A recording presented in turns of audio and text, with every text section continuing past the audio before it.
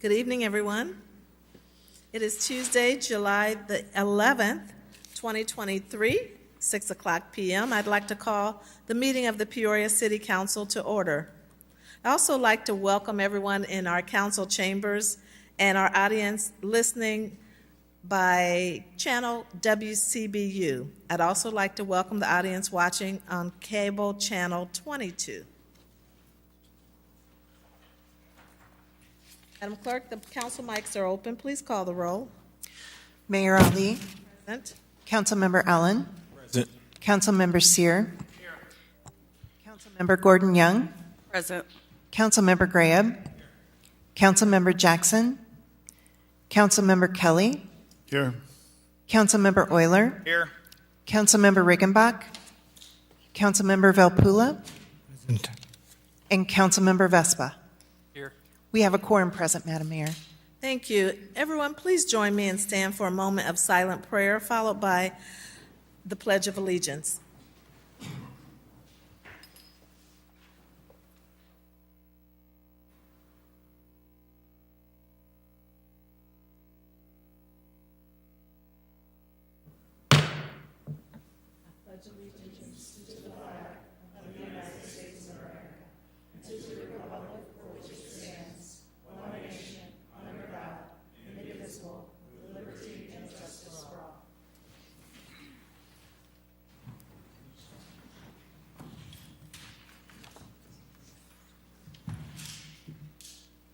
Madam Clerk,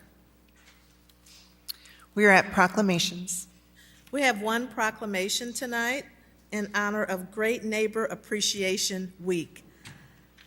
Joining us is Joe Doolin, the Director of Community Development, Kaylee Dre, the Neighborhood Enhancement Coordinator, and Lamya Duehi, our Neighborhood Enhancement Coordinator. Thank you for joining us. The proclamation reads, whereas the City of Peoria Community Development Department aims to create a safer, cleaner, and more connected Peoria, and whereas neighborhoods play an integral part in maintaining and promoting a high quality of life in the City of Peoria, and whereas in a world where technology and our ability to travel across great distances has caused loosening in the bonds of local community, it is of the utmost importance to honor our neighbors and community members who go above and beyond to forge a sense of community in an increasingly polarized world. And whereas the City of Peoria Community Development Department is hosting the 8th annual Great Neighbor Appreciation Week, with a week-long celebration to encourage our community members to reach out to their neighbors, to create new friends, and to express gratitude to those who make our neighbors and our city a great place to live. And whereas Great Neighbor Appreciation Week provides Peoria residents with opportunities to show their appreciation for their neighbors and be reminded of what it means to be a great neighbor.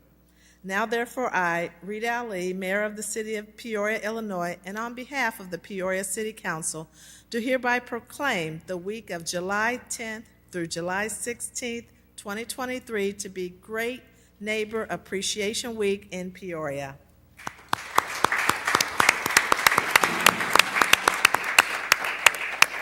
Director. Thank you, Mayor. Thank you, Council. I've told this story before on the council floor of the origination of Great Neighbor Appreciation Week, but I'll say it again because it's one of my favorite stories. But about 9 years ago, our department started handing out good job door hangers on properties.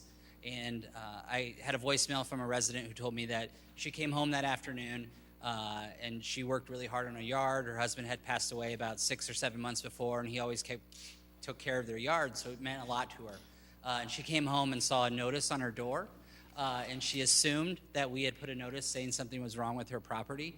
And then when she got up to the door and saw just from city staff telling her that she did a good job taking care of her yard, it really meant a lot to her. So from there, we wanted to see what we could do to really focus on appreciating all the neighbors in our community who we don't have to tell to cut their grass, who we don't have to tell to pick up litter, the local businesses that stay in our community, employ people, the nonprofit community that works for all our residents. So that is how the Great Neighbor Appreciation Week came about. It's our 8th annual. Staff is out all week. It's one of our favorite weeks of interacting with residents.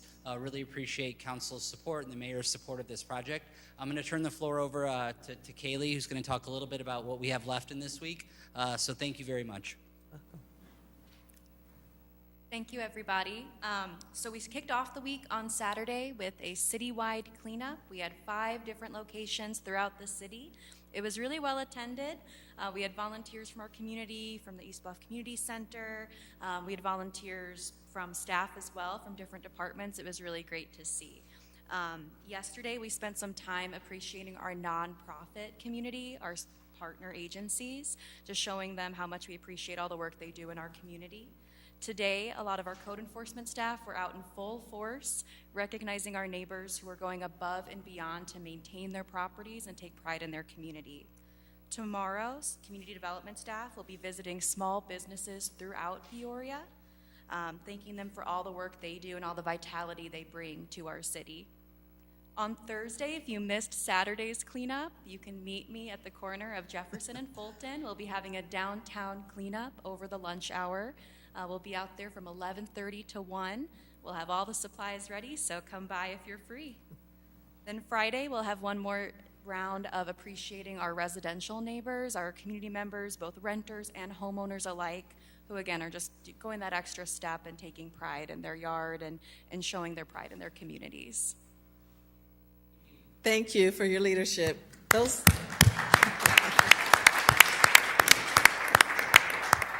Those well-done door hangers are so meaningful. My mother texted me a copy of hers. She was so proud to get one, so keep it up.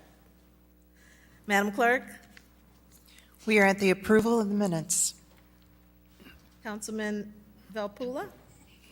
I move to approve the minutes of the City Council meeting held on June 27th, 2023, as printed. Seconded by Councilmember Kelly. Any comments, questions? Please cast your ballots. Motion passes unanimously. Madam Clerk? We have one town item. 23-248 is a request from the town officials to approve the June 2023 actual expenditures and to approve the July 2023 anticipated expenditures for the town of the City of Peoria. Trustee Graham? Mayor Lee, I move to approve as outlined. Seconded by Trustee Allen. Any questions, comments? Please cast your ballots. Motion passes unanimously. Madam Clerk? We are at the consent agenda. 23-249 is a communication from the City Manager and Director of Community Development with a request to concur with a recommendation from the Planning and Zoning Commission and staff to adopt an ordinance approving a special use in a Class I-1 Industrial Business Park District for a carpet cleaning business for the property located at 9601 North Allen Road.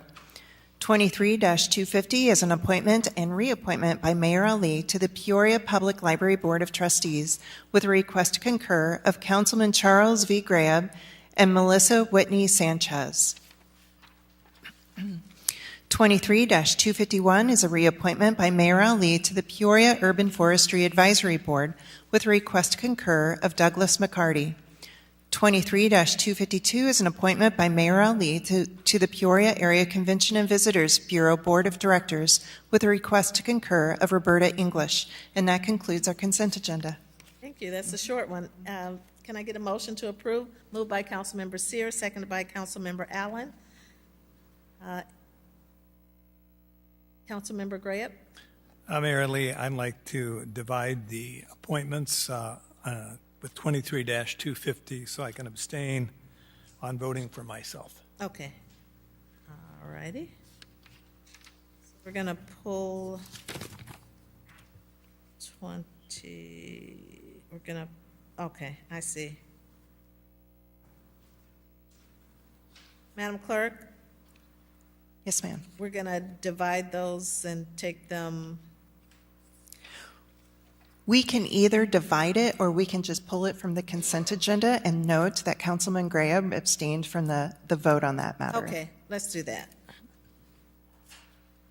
Clerk Tara, if I want to vote for Ms. Whitney Sanchez, am I able to do that? I will defer to our legal counsel on that. I assume you can? The member can vote not only for a member of that entity, but also for their own appointment. When they're being appointed to a non-for-profit entity on behalf of the city, there's no conflict of interest there. The state law allows them to vote on that matter. Thank you.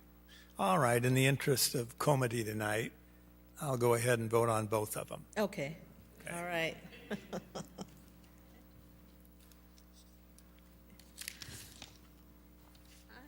So are there any other items to pull from consent? Okay. Please cast your ballots. Motion passes unanimously. Madam Clerk? We are at first readings. 23-253 is a communication from the City Manager and Corporation Council with a request to receive and file the first reading of an ordinance amending the rules of the City Council. And on your desk, there is a handout with a revised ordinance with revisions. Council Hayes? Thank you, Mayor. First, I want to apologize for the hiccup on the agenda. The posted item should have had the edits and didn't, and that's my error, and I won't repeat that. But on your desks are a track changes version of this that shows all the changes. We have discussed this, I think, in early May, and the staff has received some input from some of the council members, and there's quite a bit of staff input there. We've modernized the language to remove gender references where possible, and have incorporated a number of clarifications and changes from staff's perspective. One of the substantive changes was regarding abstentions from voting, that the members will be required to state the nature of their conflict when they're voting, just to clarify and keep everybody in one set of rules on abstentions so that there's no confusion and nobody gets unintentionally tripped up on how to abstain from a vote. There's a number of other changes throughout, but it's not a considerable amount of change. It won't change dramatically the way that we vote on items. It doesn't change the majority vote status of anything.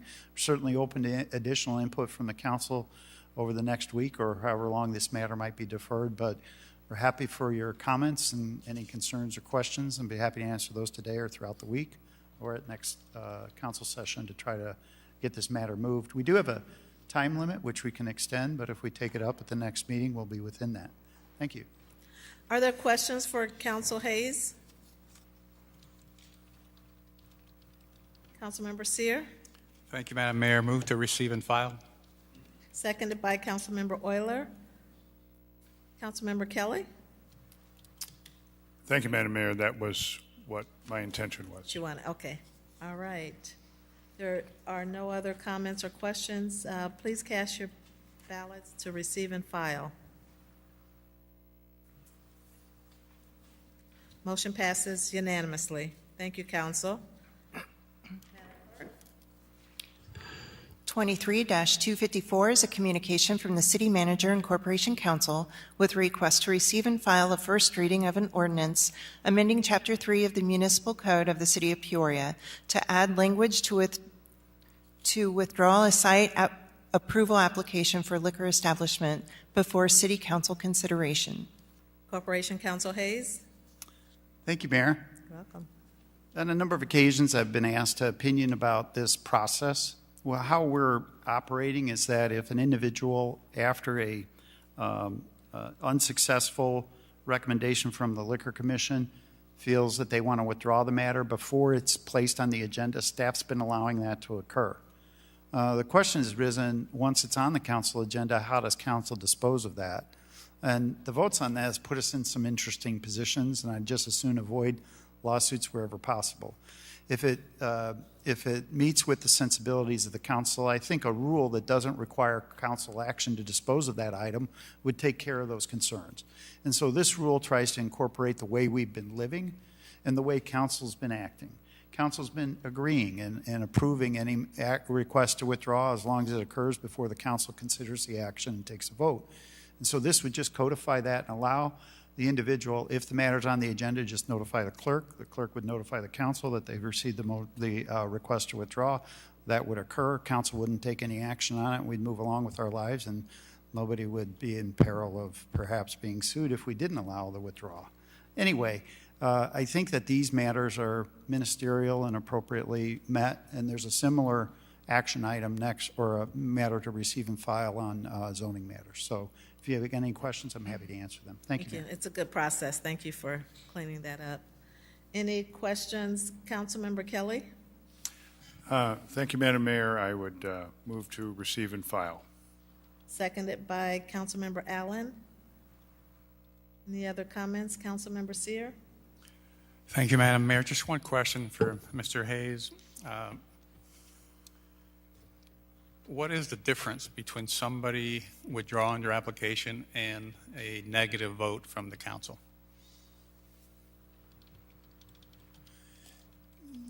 So if the person wanted to withdraw and the council didn't, I would assume that the council then would deny the request. Then that member in a tobacco license issue would have a period of time where they couldn't approach without changing their application. I think that in a practical stance, or for a practical matter, I don't think that will occur very often. If it does, we could impose a more rigorous rule. I think that this rule may have been at a time where that was more common. I don't see people coming back after they've been denied, and so I don't think the council, it's certainly not within these timelines, so I don't think the council's ill-served by the rule, but I think that predicament could cause an issue. Municipalities get sued for all kinds of crazy reasons, and some of them really have no basis. This is an area where we just clarify if they prefer to withdraw, they could. So, Thank you, sir. Thank you, Madam Mayor. Please cast your ballots. Motion passes unanimously. Madam Clerk? 23-255 is a communication from the City Manager and Corporation Council with a request to receive and file a first reading of an ordinance amending the Unified Development Code of the City of Peoria to add language to withdraw an application for a zoning change before City Council consideration. Mr. Manager? Is it Corporation Council? Okay, back to you again. sorry about that. So this is the same procedural rule applied to requests for map amendments in the zoning ordinance and requests for special use permits.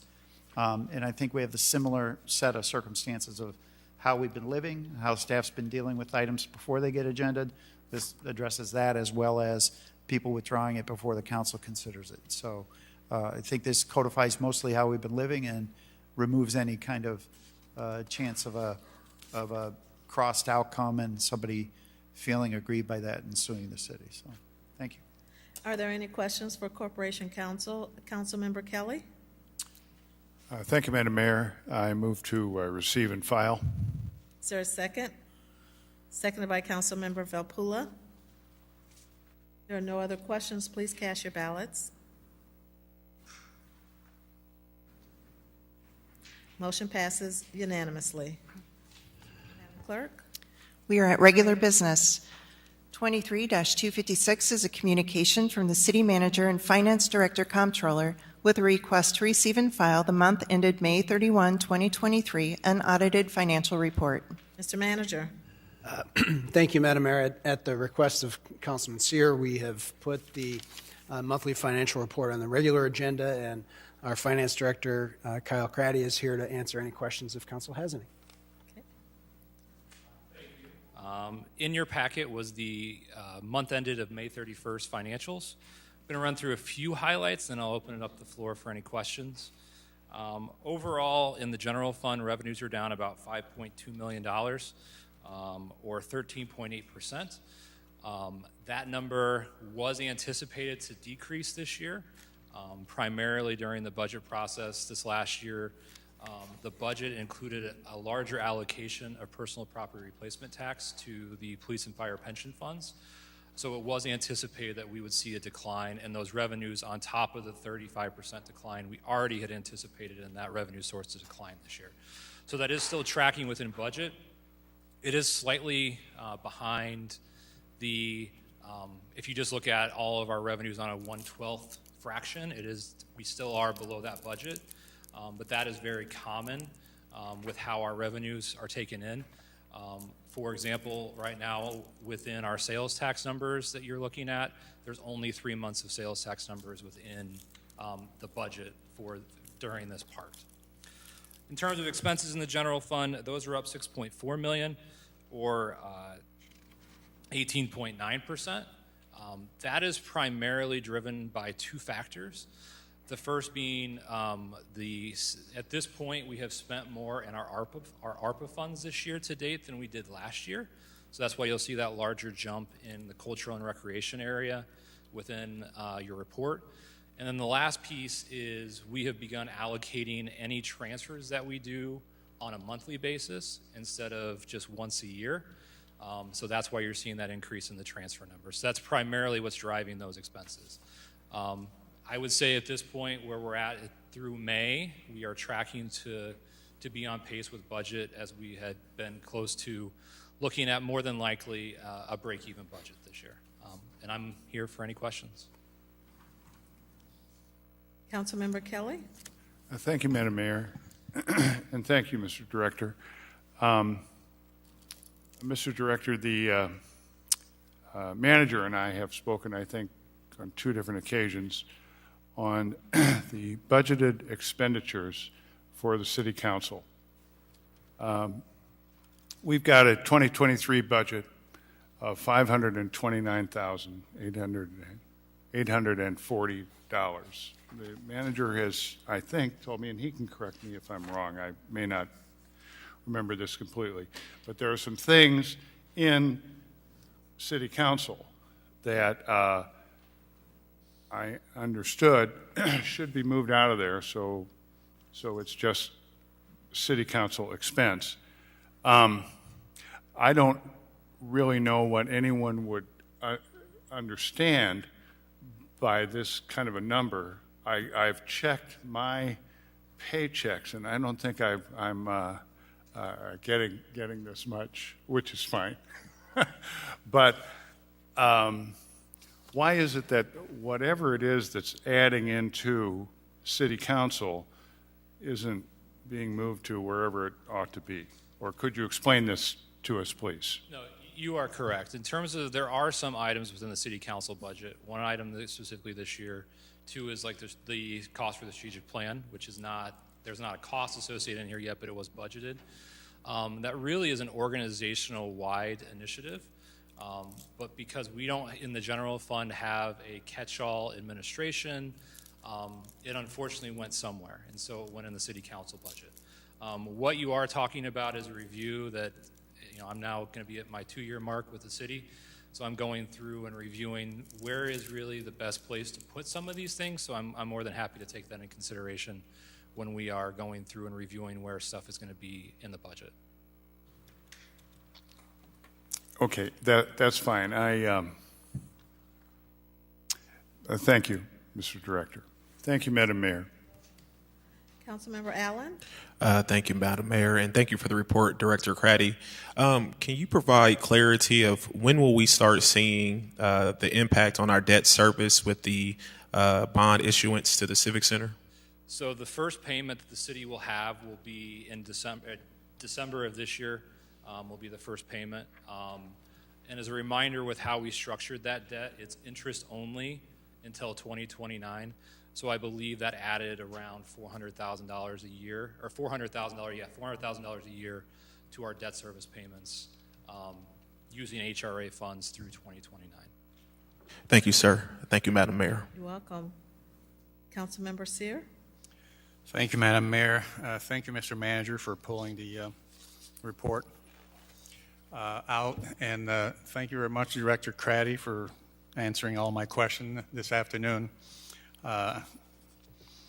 Really, my first question is really overall comment from you. Tell us we've never been, the 6 years I've been here, we've never been in such a great cash flow position with over $200 million available to us somehow, and with the general fund with about $47 million.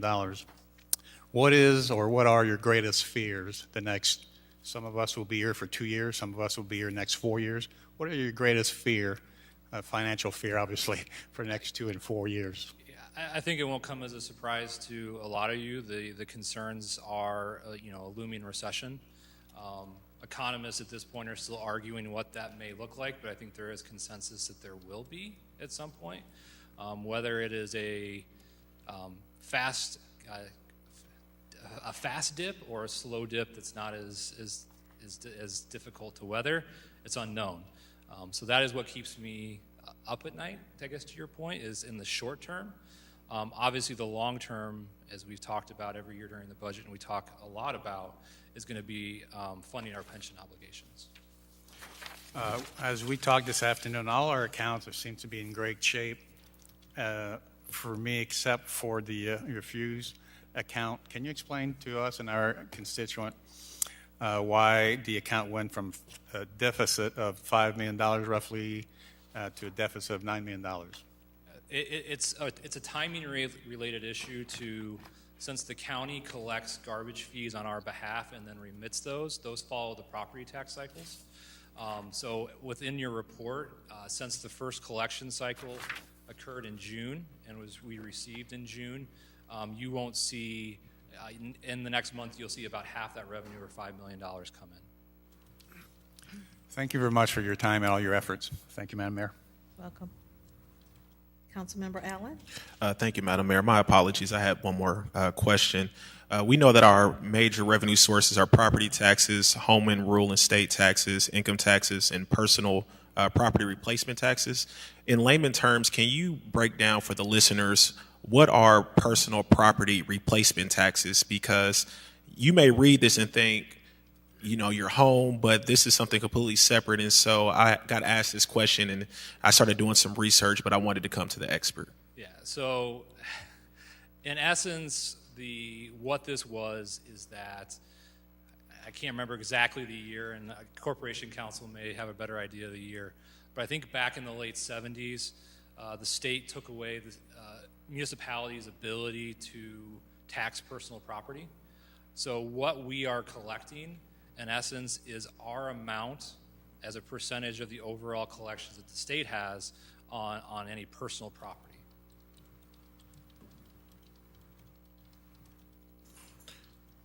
Thank you.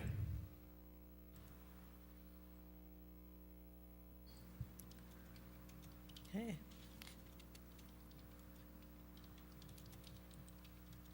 Any other questions for Director Craddy?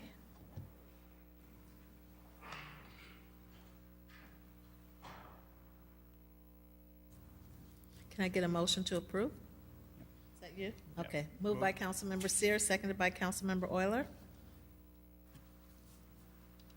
Please cast your ballots. Motion passes unanimously. Thank you, Director Craddy. Madam Clerk? 23-257 is a communication from the City Manager and Director of Community Development with a request to approve funding for the Violence Prevention Program in the amount of $1,416,581.31. Mr. Manager.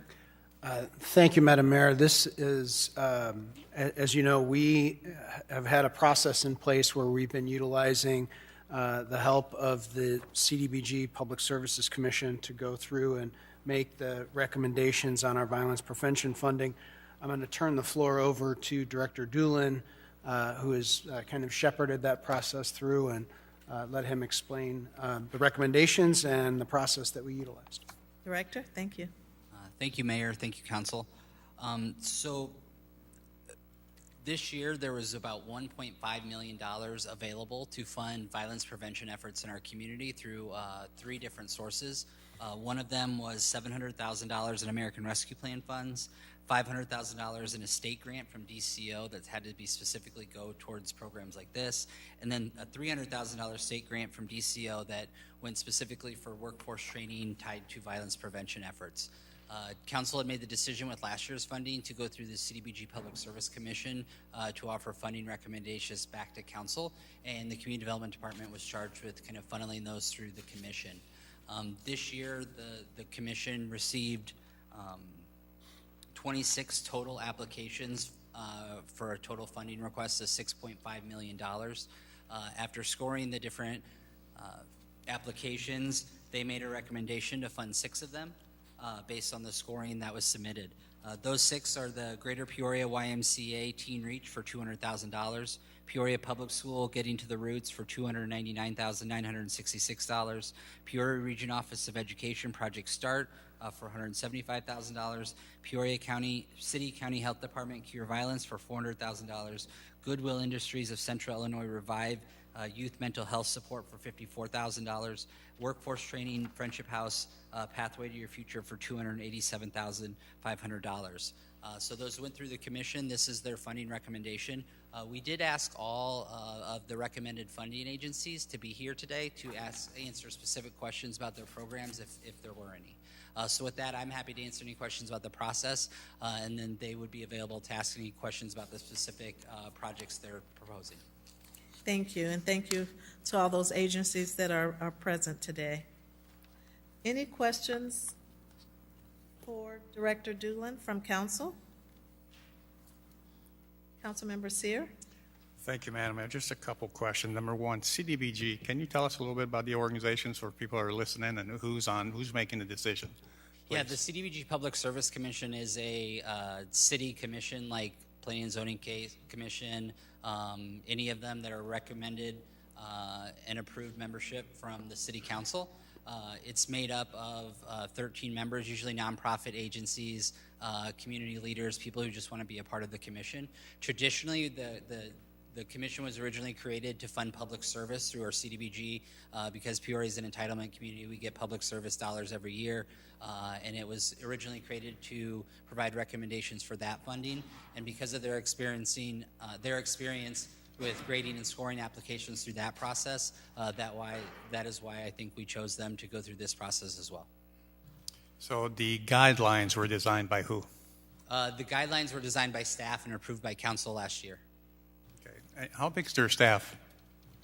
I'm sorry? How big is their staff? It's the Community Development Department staff Okay. that drafted it. So on this communication I'm reading here, this is our second round of funding, right? I believe, I'm not 100% sure, but we asked for accountability or some measurement. Have we seen any reports yet on the first tranche, I'll call it, of the funds? They reported back to the CDBG Public Service Commission. They have not been the programs have been completed, but we can get that back to council from last year's funding request. Yeah, I'd love to see that. I'd love to make sure that we're accountable for all these monies. I mean, we're talking about a lot of money. Thank you. Thank you, Madam Mayor. Councilmember Gordon Young? I'd like to first acknowledge all of the applicants, not just those who were selected. We have to have all hands on deck. And anyone who wants to be out in here, in this community, making a difference, we definitely want to keep you on board. I was going to ask about outcome measure, but I wanted to know specifically for the individuals who were not selected, the organizations, have they been provided with any type of information that would help them in the future if they wanted to apply again?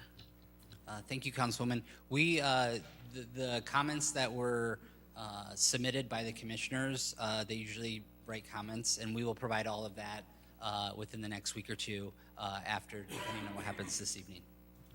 Thank you. Councilmember Velpula? Thank you, Madam Mayor. Director Doolin, I'm just following up on Councilman Sear's question, going back to the accountability. And you said that the programs were still in process, right? Going back to that, on 10/11/2022, we granted a couple of organizations, like 2 of them are not the Dream Center, Health Department as well as the Friendship House. So can you explain me the rationale of selecting the same people again and again? And what was the criteria for them to be selected when they still did not complete what they were awarded previously? So, not to speak for the commission per se, but I believe they looked at the face value of all the applications, and that's why they graded them the way they did. I think that for the most part, the programs are a little different than even the Peoria City County Health Department Cure Violence is the same, but a lot of the other ones are different. Even the Friendship House is a different program than they're currently running with their proposal. Thank you. And I have a couple more questions. Can you explain what is the workforce training that health department provides? Because it is listed as the workforce training. Priority area? In the list that you provided,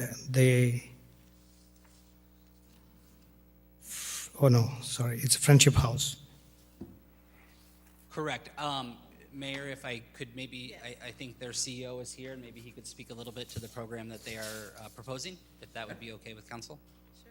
Mr. Marcellus Somerville?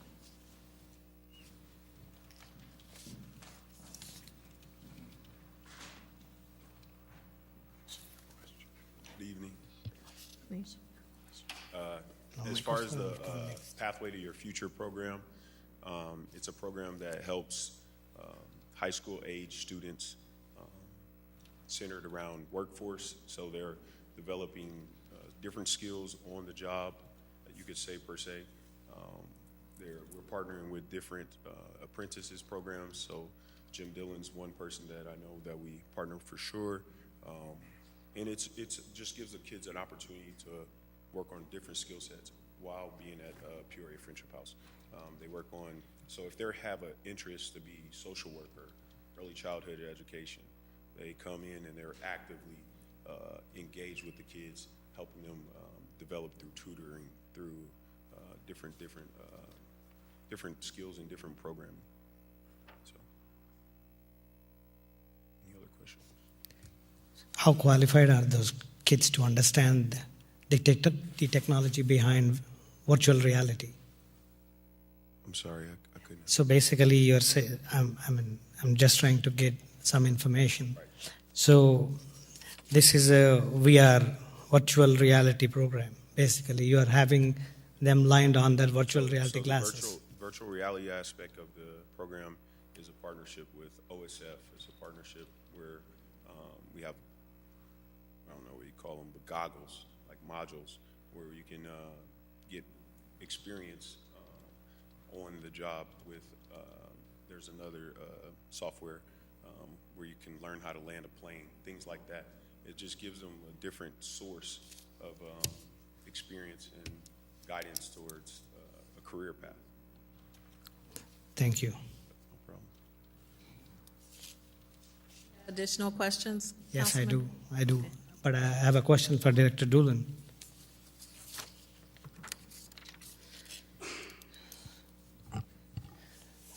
Yes, sir. Well, I appreciate the efforts of CDBG, the people who actually graded the grants. I have a trouble looking at all the things listed in 6. Everything is a spillover. Everything is leading to everything. If you go to second one, it says counseling and support to address anger and frustration. Now next, go to the third one. It's again going back to say early intervention, reduce barriers. Now, when I go to the 5th one, it says again health advocate, mental health, social emotional support. So I did not know what was the factor that defines these people to get a grant. Because if you read through this, read one more. If I read it in a calm mood, I actually found that everything is the same. It's the entity that is separate. Can you address to that, please? Yeah, yes.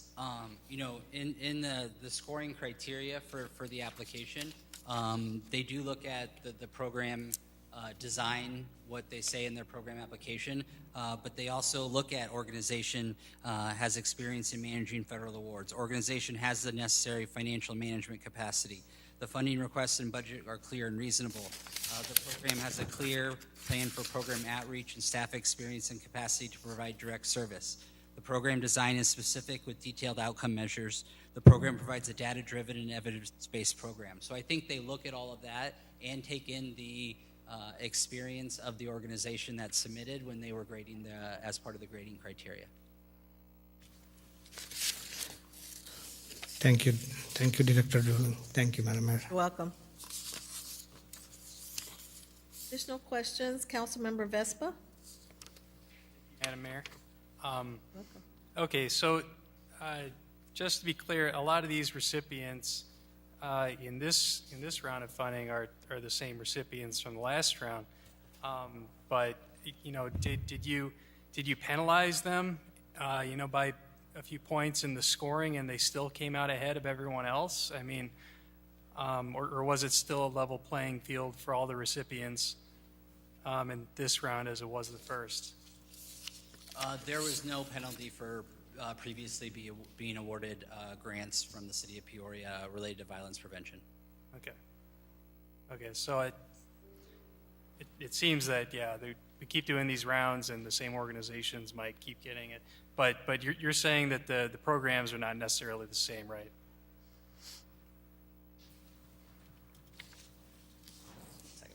Sure.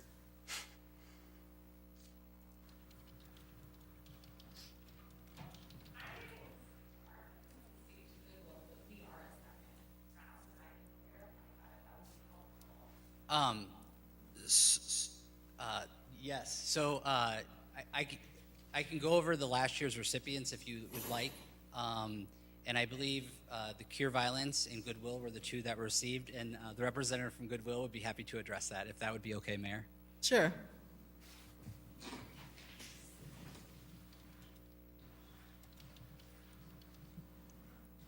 Hi, Mayor. Hi, Council.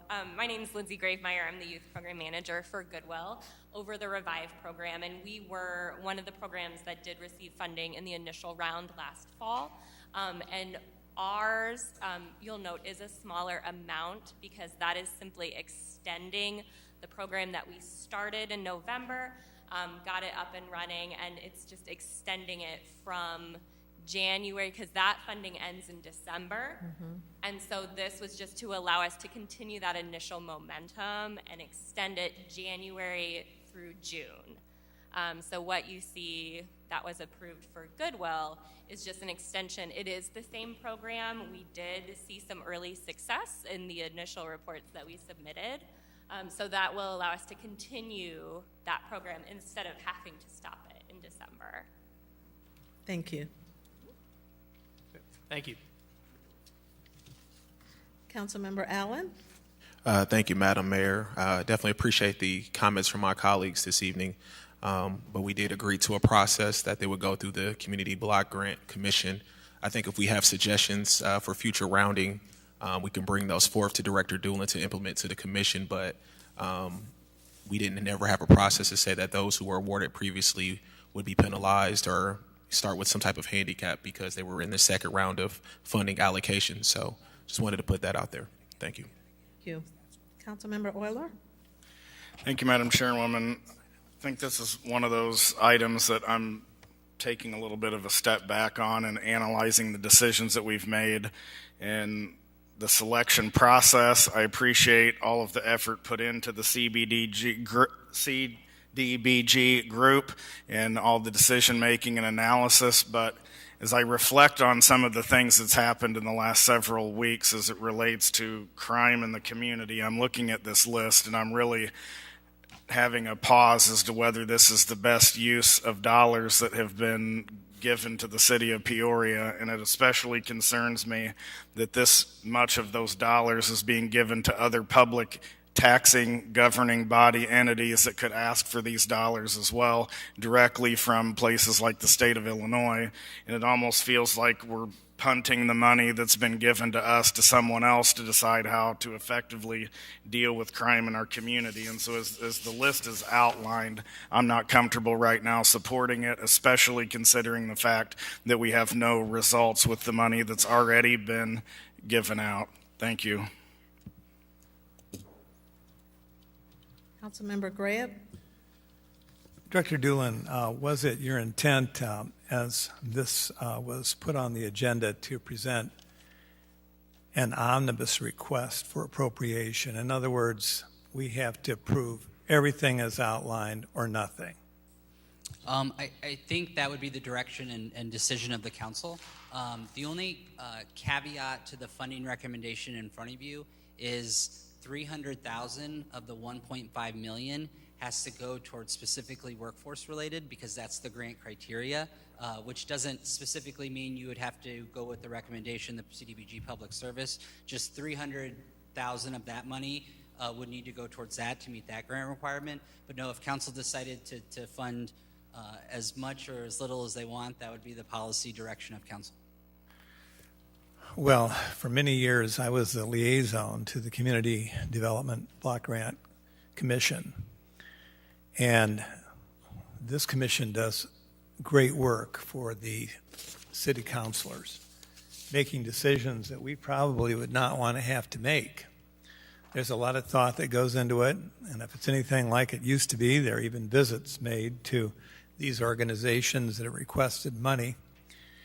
But, you know, it gives me heartburn to say this, because I'm a retired school teacher and administrator from Peoria Public Schools, but my goodness, when I look at some of the great organizations that didn't receive one dime in this particular installment of money, it causes me great concern to see such a large taxing body that has so much in terms of resources to be getting, in the case of $150,000, $300,000. And what really kind of got to me is when, and maybe somebody made a mistake crafting this memo, it says the money that we would be giving to Peoria Public Schools would also provide literacy instruction to assist with the extreme need for students to be reading by second grade. There's so many layers to that, I don't even want to start unraveling that. In other words, they're in the second grade, and they're not able to read at the second grade level. I suppose that happens. But what does that have to do with anti-violence prevention money? I thought 150 got 54 cents out of every property tax dollar to educate our students. And frankly, the other thing that concerns me is the fact that when the last contract was being negotiated involving the Peoria Federation of Teachers, one of the things that our teachers stressed was safety in the classroom, that they wanted to feel safe in the classroom. That's pretty bad when the teachers have to negotiate their very safety in their classrooms. So now we're going to give to this entity, which seemingly has problems, providing that money to combat violence in our community. And I look down here and I see all these other organizations, starting with the Boys and Girls Club and going all the way down, getting nothing, 0 cents. Been very reluctant to say anything about this tonight because I know the commission has a very difficult job and the liaison has a difficult job. But I just think it's within the council's purview to say if it doesn't want to approve one of these. I don't think it should be all or nothing. I think that would be ridiculous. That the money that this council might choose not to give to whatever organization it might be could be punted back to the Community Development Block Grant Committee to recarve it and reassess. So it's not easy for me to say all this. I love our school children in District 150. I love our teachers. You can't work there for 33 years and not still identify with the mission. But this is disheartening to me. One of the best anti-violence initiatives the District 150 could implement, I know because I did it for a long time, is enforcing the rules and regulations of the school district and of the schools. And I have met with District 150 officials in reference to this. And I'm basically told by them that, oh, our hands are tied to mete out discipline. They must not have known who they were talking to, because that's not the case at all. So I can't support the money for District 150. I certainly can wholeheartedly support most of the rest of these. But I really think we need to give some of these other organizations a shot at some of these funds.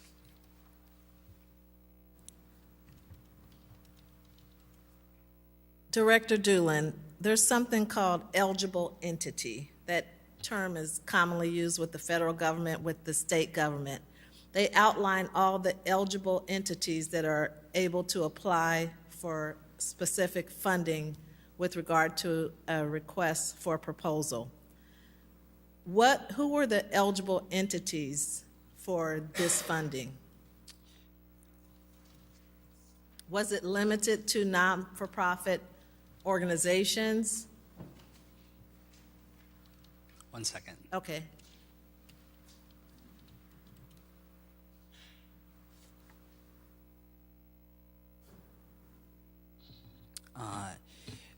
The way the application that we drew up for this that was approved was applicants to nonprofits, 501c3 organizations, and government agencies to provide violence prevention programs for the city of Peoria residents. Okay, so government agencies, not-for-profit, and 501c3 organizations were eligible entities to apply for this funding.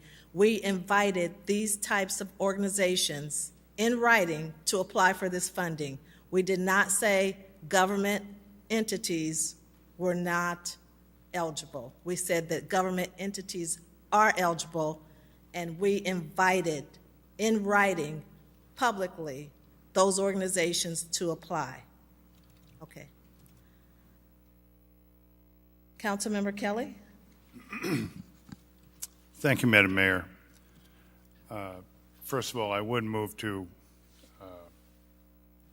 I'm sorry, what does it say? To approve, but I would like to make some comments after a second. Okay. You want to do what first? I've moved to approve. Okay. And then you want to make comments. I want to make comments after a second. Okay. Seconded by Councilmember Allen. Councilmember Kelly, you want to proceed? Thank you, Madam Mayor. Welcome. The reason that I move to approve is because the CDBG board followed the rules that we gave them. And we're questioning those rules at this point, which I think is proper. But, and I frankly would like to have a session, I don't know if it would be a policy session, it might be, to further refine these programs versus the wishes of the council, which may end up being exactly the same as what we have, or it may be a change. But I don't know that we can pull the rug out from under after we've made the rules already. There was one of the rules I was not keen on and mentioned it at the time. Councilman Euler has mentioned it. And I mentioned this with some of our money that we sent to the Park District.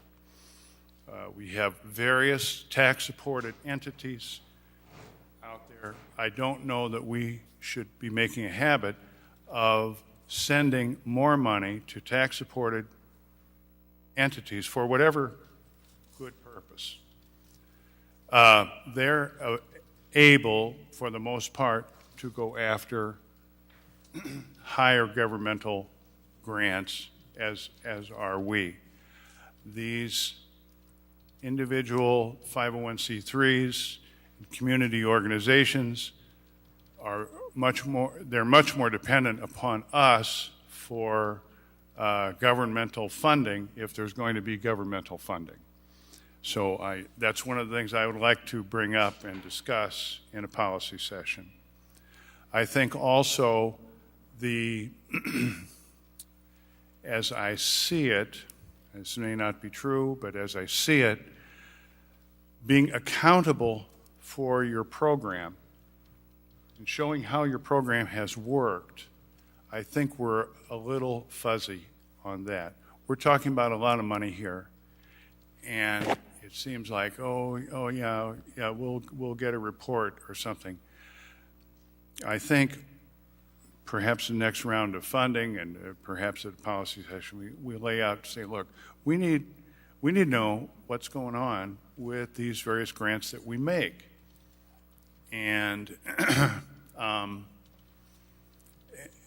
as Councilman Velpula said, you know, what has been presented to us in the legislation text is nice sounding things. You know, we're going to be working with people, we're going to be counseling, we're going to be, you know, it's kind of mushy.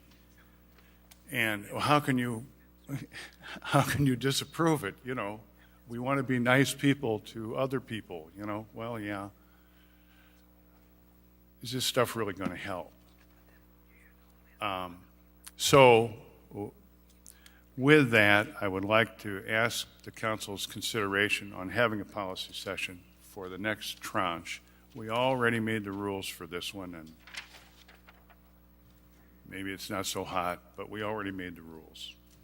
So thank you, Madam Mayor. You're welcome. Other comments? Councilmember Gordon Young? You know, I wondered, since we have 6 organizations that have been selected, and a representative looks like from all 6, and this has like 3 sentences that indicates what they plan to do, can we hear from the representatives? Perhaps they can provide more insight. I like the idea that Mr. Somerville spoke about with the virtual reality. I think that's pretty neat. It's something that's out of the box and that will connect with our youth. But if we could, I mean, they're here. Can we possibly hear from them? Can you coordinate that, Director? Yes. She volunteered.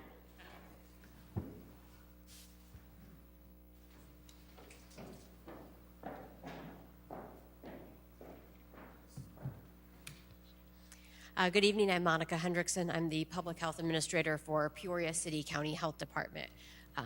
We are one of the applicants that was selected by the Commission to be supported. This is Cure Violence. This would be our second round of funding for an evidence-based program to be implemented. Our first round of funding helped with the capacity building and the onboarding of the East Bluff area. But based on the Peoria County Board of Health's assessment that they conducted with Cure Violence Global, we recognized that there was 2 locations that required really focused attention. One was the East Bluff and the other being the South Side. The $400,000 request would be to a continuation of capacity building and further onboarding and building up East Bluff, but also then starting the process for the South Side. So really expanding our program to the second area. I would like to also just comment that this type of funding is very unique to be able to go for. And a lot of the actual grants out there on a state and federal side are really focused for non-for-profits. And so for another local government entity to be eligible for funds to work through violence reduction is really unique, especially as violence is recognized as a public health issue. So really what we are seeking from this funds is continued capacity building to move to the sustainability for East Bluff, but then also start onboarding the South Side to actually expand our program. More than happy to answer questions. Thank you. Thank you.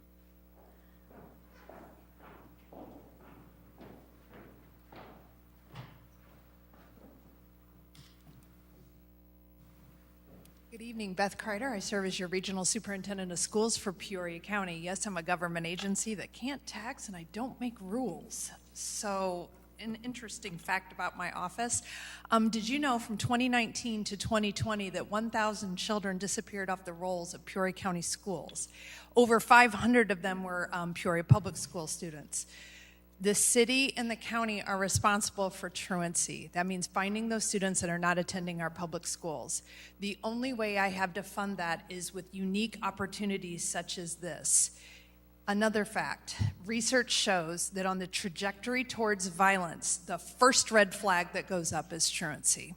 We've got to find them, and we've got to find them early, and we are knocking on doors, we are hanging up door hangers, and I need support to do that. And so I am proposing a truancy advisory board. It's something that we had years ago, but I need every other person that had this grant to join me on a truancy advisory board before we have to take them in front of Jody Hoos, state's attorney, and say that something needs to go on with your family that can't be undone.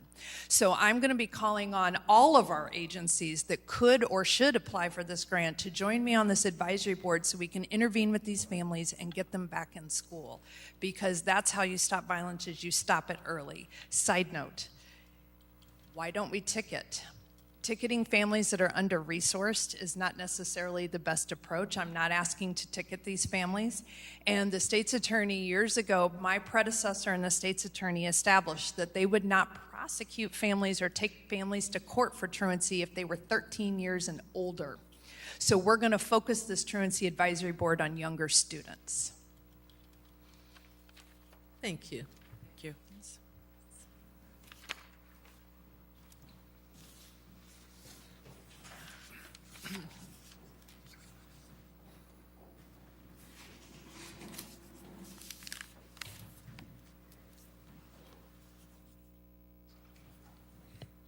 Good evening and thank you. I'm Andy Thornton, President and CEO of the Greater Peoria Family YMCA, and Beth Kreider is the last person I wanted to follow at this podium, but get the honor of that. The grant funds that we've submitted for are funds that will help support our Teen Reach program in the areas of youth violence. I have with me Gary House, who is our sports and teen outreach director and who's the visionary and author of our grant, so I'm going to let him speak to the complexities of the grant and how the funding will be used. Hi, good evening, everybody. Sorry if I'm a little nervous. So with our grant, the reason that we had applied for the grant, we are already a grant-funded program in our Teen Reach program. With that, the program, typically the way that things work is that after a while things tend to get stagnant. We are trying and in the process of trying to expand our program to be able to service more schools in our area and to also be able to provide the services that we provide in, for example, tutoring or physical activity or life skills and mentorship to a wider audience, but also we aim to deepen the experience that the participants in our program have. So for example, we want to build a kitchen because we have quite a few kids who are interested in learning how to cook, but then also that it's just a life skill that everybody should have. We've been working with different organizations in our area as well to partner up with them to continue to provide mentorship opportunities and then to also work to provide opportunities for employment opportunities for our older kids as well. So we want to continue to deepen those experiences and provide as much as we possibly can for our community. Thank you.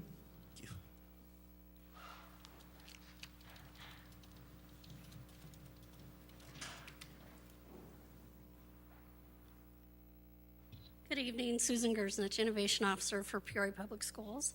Our grant is actually threefold, and I should start by saying our reading program is actually rooted in our data on SEL and behavior issues with our students. We looked at our discipline data, and we said, what is at the root of this problem? And as we tracked back, we found non-readers were having higher levels of disciplinary issues, especially in terms of violence. So that's why we extended basically learning days with a little reading program to try to bridge and get students breaking that learning code earlier, because we know that when students feel successful at school, they feel more successful in life and they're learning to make better choices. The second component of our program is to create a Peoria violence prevention curriculum, and that is where students will help us to create messaging for their peers after they learn about anti-bullying, gun safety, and other things.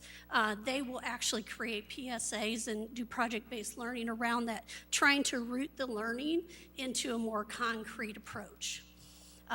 Just sitting back and hearing things is not the same thing as getting in there, figuring out, and teaching others.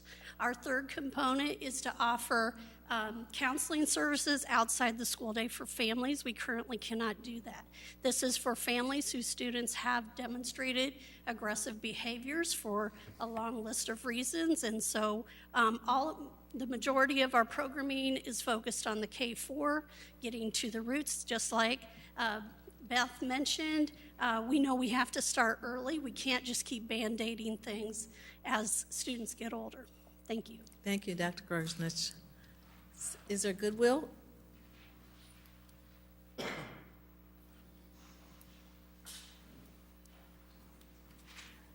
Yes, so hello again, and thank you for the opportunity as well, because I realized I told you what months we had applied for, but I also didn't clarify what we were doing as part of Revive.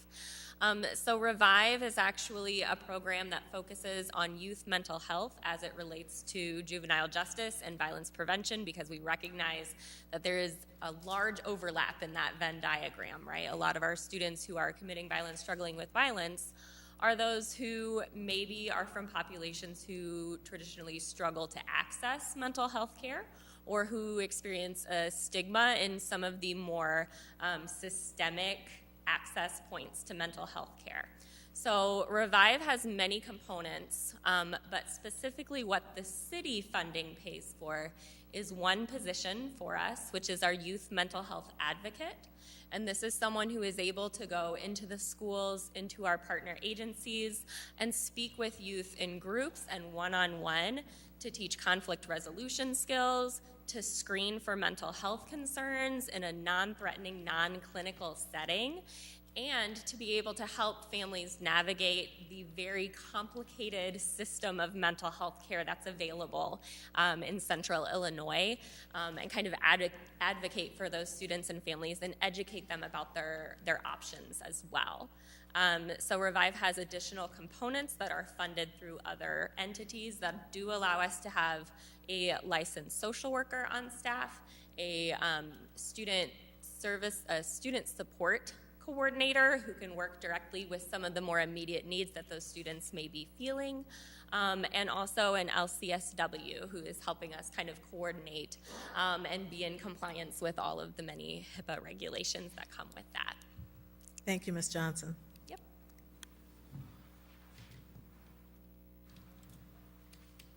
I think we have more questions or comments, Director. Councilmember Vespa? Thank you, Madam Mayor. I just want to say that I do support all these organizations, and I thank them for coming up here. I do want to specifically mention District 150, the public schools. It doesn't bother me that they're also a taxing body that might not, be able to get these funds directly from the federal government themselves. And it also doesn't bother me that some of these funds are going to be used to promote literacy for, second graders, because, today's second graders that can't read, start getting Fs are going to be tomorrow's 8th and 9th graders that are running the street, in truants. So, I mean, I think it's very important component, especially for the years to come in fighting violence. There might be some security issues, but dollars are fungible, meaning, we can give them dollars for second graders reading, and then that frees up dollars that they can then use for things like security. So it's all good for me. Thank you. Welcome. Councilmember Euler? Thank you, Madam Chairwoman. I appreciate all the comments, and I especially appreciate the superintendent of schools, because my commentary was definitely not directed that way, because I think if there is one thing that everyone sitting here knows is the most important, that's ensuring that kids are in school, and that's what's contributing to this. So my concern with the division of the money here isn't related to that, and I know that you can't raise your own funds, and so that's something that I think needs more investment in, not less. My concern is that we have people getting shot, people getting killed, cars being stolen, burglaries happening in the city of Peoria every single day. And this money is to deal with the most critical needs to stop the bleeding. I do not feel, looking at this list, that we are dealing with the most critical needs to stop the bleeding when we're funding second grade reading. It doesn't mean that we can't get there, but we are not there now. There are too many issues that need to be dealt with. I am not going to, and I will not go to my constituents and tell them that we have a crisis on our hands, and this is how we're choosing to use the money that was given to us to deal with it. So if we are going to vote as a package, I will not support it. Thank you. Councilmember Allen? Thank you, Madam Mayor. Although I respect the comments from my colleague, I completely disagree. When I talk to my constituents, they want us to address the root causes that is causing the carjackings, which is causing the drive-bys that we just got a report on today involving a juvenile. And the way you address that is holistically, by making sure the second grader is reading, making sure the high schooler learns job readiness skills so they can translate into a well-paying career, so that way they can be a law-abiding citizen in our city. So I believe that all 6 of these entities, all well-respected, all very legitimate, will have the whereabouts. And also, too, this is their first time going for grants. They know how to do reporting to ensure that whatever accountability standards we set for them will come back. So that way we can go to our constituents to say that the funds that we allocated were well used. I cannot sit here for us not to approve this tonight when we literally just approved $100,000 for a water company study that we know the answer to when a juvenile was just shot today. We need to start addressing the root causes. As a city government, we only have so much purview. We can only address the potholes and the infrastructure and the issues like that. We can't address a lot of the societal issues as a government, and that is how we can do it, by allocating these funds. And so I don't want us to have a facade of fiscal conservatism when we have people's lives on the line tonight. And so, again, I respect my colleagues tonight, but I want to see this pass, because we literally just had a drive-by shooting today involving juveniles. So what is the plan forward? We have to start moving forward. Lives are on the line. Times are too crucial to be playing games. Thank you. Councilmember Velpula? Thank you, Madam Mayor. I have the same comments that I wanted to echo what the fellow councilman said. But again, what I really wanted to, make a point here is that it's not that I'm not supporting any of this. I support everything that is listed there. But then this is a grant that is given for an institution to raise and get them to speed. And if we are only feeding the same people again and again, literally these grants were given in the October, let's say 6 months from now they got the grant. And the same people are in the line to get the extension again. And then there are several people that are listed, and thank you, Councilman Gordon Young. So if we actually gave them a correct feedback of how to apply a grant, and probably they would have got the grant. And I don't know whether it was my lack of understanding, but I feel it that way because we write grants every day. I know when I submit a grant, I'll get a critique and I'll revisit that and reapply again. I'm saddened to see that the same people get funded. And that's the first thing. The second thing that I wanted to also, bring it to speed is, so for example, I don't know how these allocations are made. Somebody will ask $200,000. Somebody will ask $299,966, and then someone will have $54,115. Usually it will be a round number when you apply. And also, I don't know that is it mandated that everybody applies with a number will have to get the same number? Meaning, if somebody asks 300,000, is is it necessary that you fund 300,000, or let the other entities get a piece of that, the ARPA funds, so that they also, bring up to their speed? That is the only concern I have. So I don't know who is going to answer that, but Was there a minimum or maximum, Director Doolin? There was a minimum of $50,000 and a maximum of $400,000, and the applicants are allowed to submit their request with a detailed budget of how they would spend that. Sure. So that's why you see the requests of what the amounts were. Sure. I mean, you could fund 26 organizations, but it may not be meaningful in terms of making a difference with a little amount of money going to a lot of organizations. But Madam Mayor, if you look at the goodwill, we supported a bare basic of 78,000 last time, and now they're asking $50,000, which for me is reasonable. But then if I look at the Friendship House, we gave $221,000. Now we are granting $287,000, coming to $500,000 in 1 year. So I don't understand the criteria behind this particular thing. And I actually would love to see if these are partitioned into A, B, C, D, and we vote on all them separately, rather than going on one agenda to say if we don't vote on that, the other people might lose their chance to get the money. So this is something I don't know how to fathom. But if this comes as A, B, C, D, and we probably will make a wise decision on this. Thank you, Madam Mayor. You're welcome. So I just want to point out that we're not into the business of funding organizations. This is funding programs specifically, and with specific criteria. And I think a policy session will be good for us to have, Councilmember Kelly, so that we can set the criteria in a more defined way, because we set the criteria, we approve the criteria. Everybody who applied using that criteria.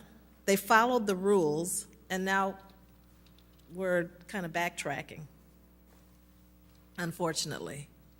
Councilmember Graham? Well, I don't think we're backtracking at all. I think we're asking legitimate questions as representatives of the people when we expend tax dollars. Could I get some help again from the District 150 representative? You could. And I'm not going to wax philosophic tonight. I'm going to ask very specific questions, because I have no problem if it's a government agency or not a government agency. I want to fund organizations that will get the job done for what's intended. Does District 150, and thank you for coming tonight, do you have a truancy program? We work with the Regional Office of Education. We do have supports that we try to put into place before we do the referrals. Thank you for your candid observation. Now, when the money dries up for the ESR, Educational Service Region Office, to do the truancy work, who's going to do it then? Because we used to have people who worked for Peoria Public Schools going out. They were called visiting counselors. We wanted to burnish it a little bit, take the edge off. We're visiting the home. We're not truancy officers trying to grab you with a cane and bring you back to school. How is that truancy issue, which can, when kids are out on the streets and not in school, can lead to violence and does lead to violence, where will that substitution effort come from once she runs out of money? Well, that would end up being someone else's decision, quite honestly. But we do have individuals that do intervention prior to the referrals. So when schools start to see those numbers go up, we do have people that contact the home and try to work with the students. So we put in a lot of intervention before we make any referrals. So I can't speak to what might happen or could happen. All I can tell you about is what we're currently doing. That would be my bosses. Well, that's okay. I would just feel a lot better if you had your own truancy unit and not have to coordinate and articulate. Not that there's anything wrong with the educational superintendent's office or their ability to get the job done, but I'm looking at down the road when all this so-called free money goes away. Folks, it's not free, and it needs to be used wisely, and we have a responsibility to ask questions. Sorry, but we do. I will say what we try to We do, do. Councilman Grabe, is learn from these grants, and then we try to replicate services through other dollars, and getting more efficient and more Yes. lean as we do that. So this allows us that opportunity. That's a very thoughtful answer. Now, I do want to ask you, and believe me, I'm on your side. I'm on the side of the teachers of District 150 and the principals who are out there in the trenches every day. Not so much the people out at 3202 North Wisconsin. Let me make that clear. Not so much the people at 3202 North Wisconsin, but my heart is with the teachers and the principals out there in this community delivering every day, or trying to. The comment was made here, it's in the memo, and I said this, and perhaps I didn't say it strongly enough. It says we're going to address an extreme need for students to be reading by the second grade. So then the question is, are we socially promoting so we get kids in the second grade who aren't even reading at the first grade level or at the K level or the pre-K level? And So the opportunity is to provide even earlier intervention so that kids don't keep moving through at just the minimum level they're passing. Right. But there's a difference between mastery and getting just enough. And we want our kids past just enough, and we want them to mastery. thank you very much. You're a good representative of Peoria School District 150. Thanks, Mayor. You're welcome. And let me be clear, I'm not discouraging asking questions. I'm discouraging changing the rules after the fact. Thank you, Dr. G.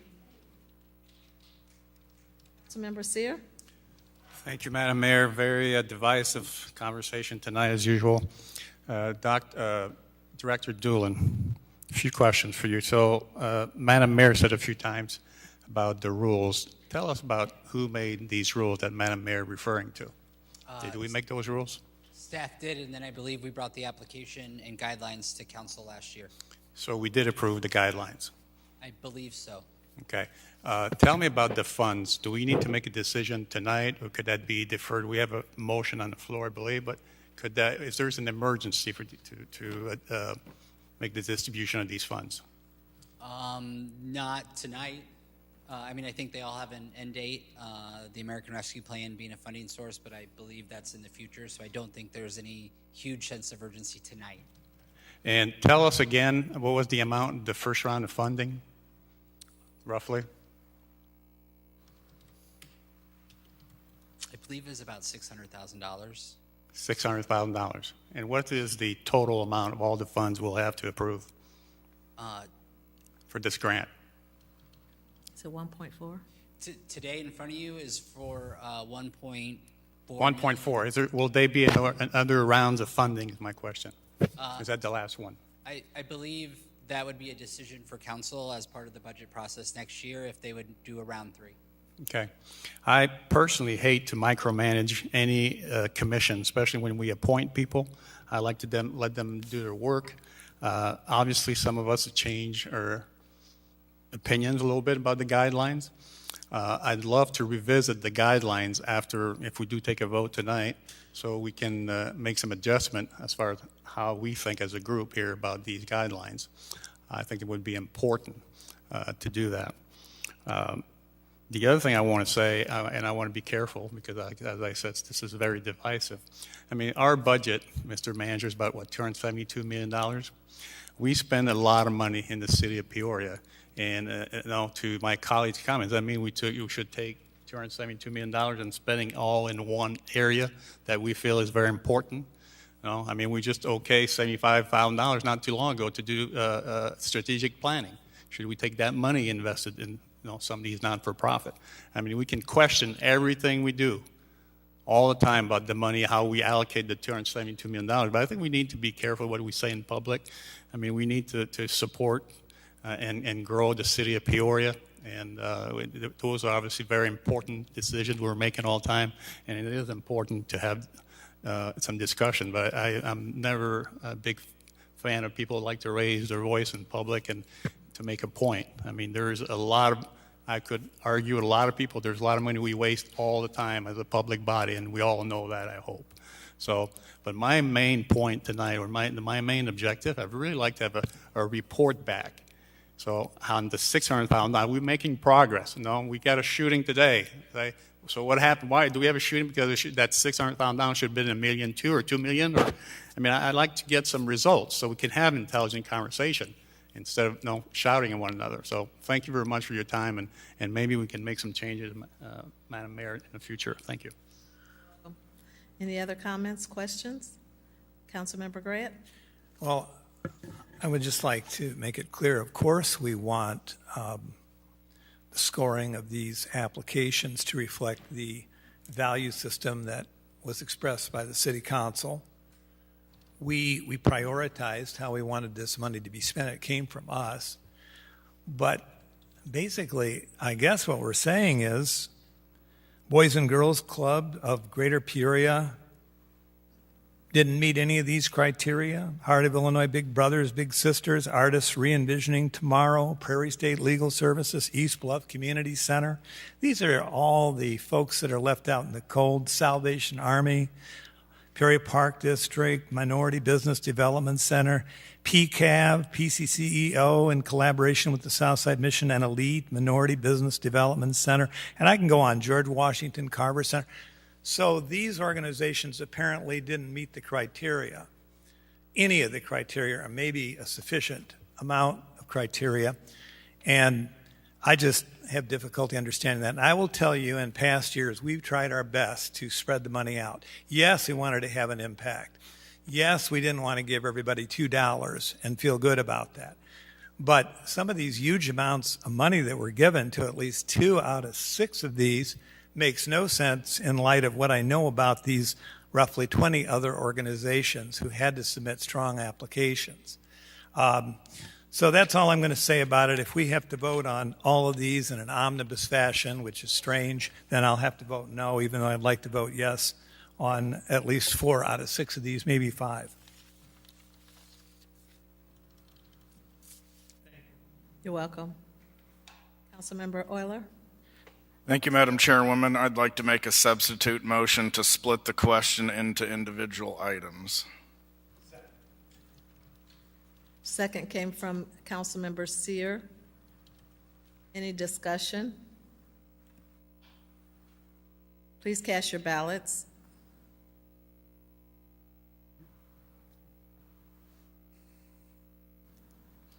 Motion passes with 3 nays, Ali, Allen, and Kelly.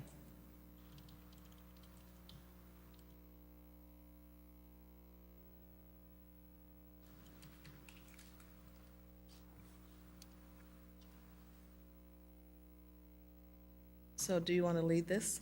Sure. Thank you, Madam Chairwoman. I'd like to make a motion to approve item number 1, Greater Peoria YMCA Teen Outreach. Seconded by Councilmember Grant.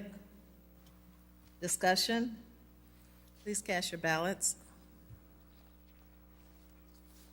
Motion passes unanimously.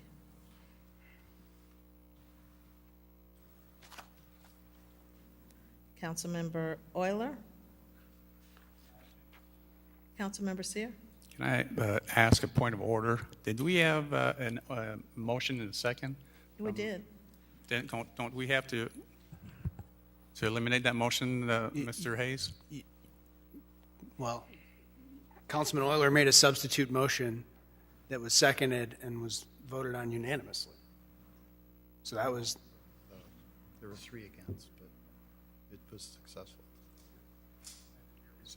Did you hear Right, him? it was 3 against. Sorry, my apologies. Yeah, the substitute passes, so you don't go back to the... Have your answer? No, I didn't hear what he said. Council Hayes? I didn't hear your answer. Under our rules of procedure, that's an amendment. That's a motion to amend. Those amendments are in order. It was voted on by a majority of the body. Thank you. And so now it's taken up in separate fashion. Thank you. Welcome. Councilmember Euler. Thank you, Madam Chairwoman. My motion on item number 2 is to deny Peoria Public Schools program. Is there a second? Seconded by Councilmember Graham to deny Peoria Public Schools. Please cast your ballots.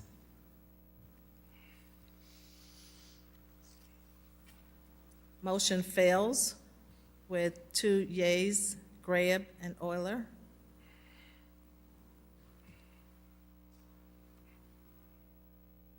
Council Hayes. So if council could favor us by positive motions rather than negative, it'll help us with the next question that's coming to me, which is, what does that mean? Now is, because we just, the motion to deny has failed, what's the issue? Please make the motions positively or don't make them. You can make a motion and vote against an item, but making negative motions turns my life into a procedural gobbledygook. I would say that the item's now before the body. That the item is So a what? motion to approve would be in order at this point if the favorable side wants to do that. But Sure. going forward, Sure. if we could have the motion stated positively, it would make the procedure simpler. Thank you. Thank you. Councilmember Kelly. I move to approve the item number 2, Peoria Public Schools. Is there a second? Seconded by Councilmember Allen. This is to approve Peoria Public Schools program. Please cast your ballots. Motion passes with 2 nays, Graham and Euler.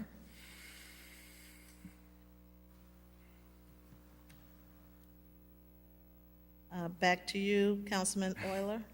Thank you, Madam Chairwoman. I move to approve item number 3, Peoria Regional Office of Education project start. Seconded by Councilmember Graham. Please cast your ballots. Motion passes unanimously.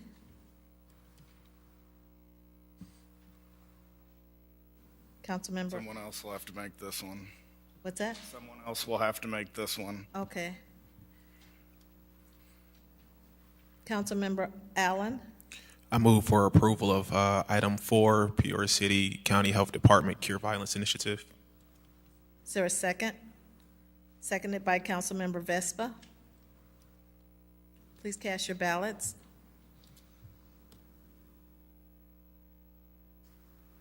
Motion passes with 3 nays, Graham, Euler, and Valpula.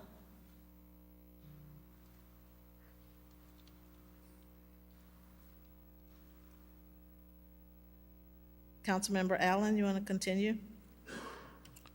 Yes, Madam Mayor. I'd like to approve item 5, Goodwill Industries of Central Illinois Revive Youth Mental Health and Support Initiative.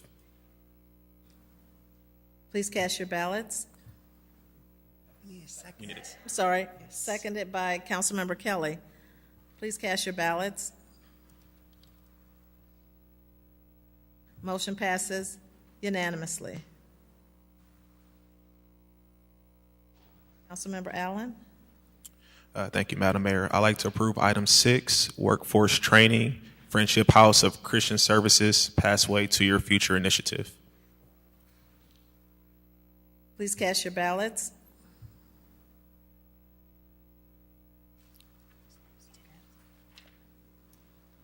We need a second, Madam Mayor. A second? Yes. Seconded by Councilmember Graham. Please cast your ballots.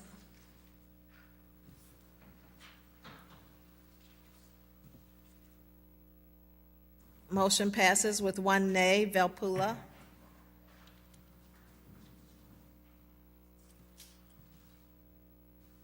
Is there another one out there, Councilmember Allen? No, Madam Mayor, that was it. Okay.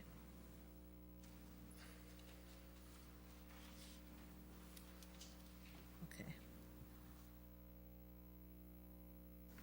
So I just want to say, as it relates to violence reduction in Peoria, it's going to take all of us. It's going to take all of us, whether it's government organizations, not-for-profits, schools, all of us are going to have to work together to come together and to make a difference in our community in terms of crime reduction, in terms of gun violence reduction. We have to work as a community. And we can't say we're not going to work with this entity because it's government. We shouldn't work with this entity because they got money last time if that wasn't the rule. I welcome a policy session in terms of tightening up the rules or the expectations next time we do this, but the tone just really concerns me. The division really concerns me because this affects all of us. It affects our children, it affects our families, it affects our residents, and it affects our lives. So I just hope that we can be more open as we move forward. Madam Clerk? We are at 23-258. Is a communication from the City Manager and Finance Director Comptroller with a request to approve an intergovernmental agreement with the Peoria Civic Center Authority to provide for operations of the Peoria Civic Center. Mr. Manager? Thank you, Madam Mayor. I'm going to turn the floor over to Finance Director Kyle Craddy to talk about this item, which really just formalizes the agreement that we came to with the Civic Center earlier this year. Thank you, Mr. Manager. This is the culmination of the discussions back to February, as also relating to the debt issuance that the city undertook back in May for the needed capital improvements at the Civic Center. This intergovernmental agreement does two things. The first part of it is it codifies the agreement to guarantee the Peoria Civic Center a $1.2 million floor for support through 2028. The discussions on what happens in 2029 will be a future conversation. The second piece, we are in territory that many of us have not seen in over a decade. We are seeing an interest rate environment where we are earning more on our bond proceeds than we are what we're paying on those. And so this agreement requires that the Civic Center hold any interest earned subject to them meeting the spend down requirements, so we do not have an arbitrage calculation that needs to be paid back to the federal government. So that money will be held in a separate account up until they have met those spend down requirements. That's really the nuts and bolts of what's added to this agreement, and I'm more than happy to answer any questions. Questions for Director Craddy? Councilmember Sear? Thank you, Madam Mayor.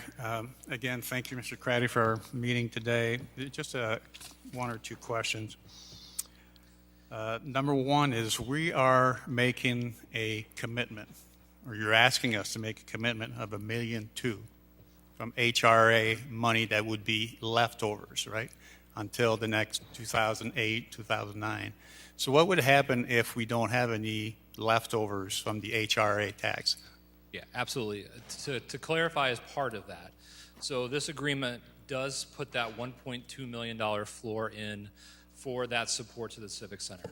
In those years where there may not have been that excess amount of HRA, so let's just say, for example, it's only $600,000, we will continue to track that amount that the city is in essence funding out of its general fund and repay ourselves in 2029 when the remaining Civic Center debt rolls off in 2028. So we would go to the front of the line for repayment on that amount. Thank you, sir. Next question tell us about the bridge loan and the loan that we made to the Civic Center also, the second loan we made to them. Absolutely. I believe it was back in November of this last year. The Civic Center was the recipient of a DCEO grant for to do some needed capital improvements in their facility at the tune of $25 million. We had come to the council at that point asking for a bridge loan, primarily because this is a reimbursable grant and the Civic Center did not have the funds on hand to be able to make those necessary improvements without that loan. And so that is still in place. I do believe that them getting these funds will make it so that their cash flows are not in a position that they will need to take part of that bridge loan, but that agreement still is in place until those funds are fully spent through the state. Tell my colleagues about our conversation this afternoon about part of the intergovernmental agreement What do the Civic Center or authority needs to do as far as being accountable to us? Yeah, so that's what I did mention a little bit earlier with the arbitrage calculation. They really, the debt is still held by the city, even though we are transferring the proceeds to the Civic Center. And so part of that, this agreement is requiring that holding account for those interest earnings in case we have that 20-year commitment now with the IRS if we don't meet those spend down requirements. Thank you, Mr. Craddy. Actually, that was not the answer I was looking for. Madam Mayor and Mr. Manager, what I was looking for, I asked this a year ago. Obviously, the state of Illinois is giving about $25 million of funding for renovation or upkeep of the Civic Center, and we put in another $20 million.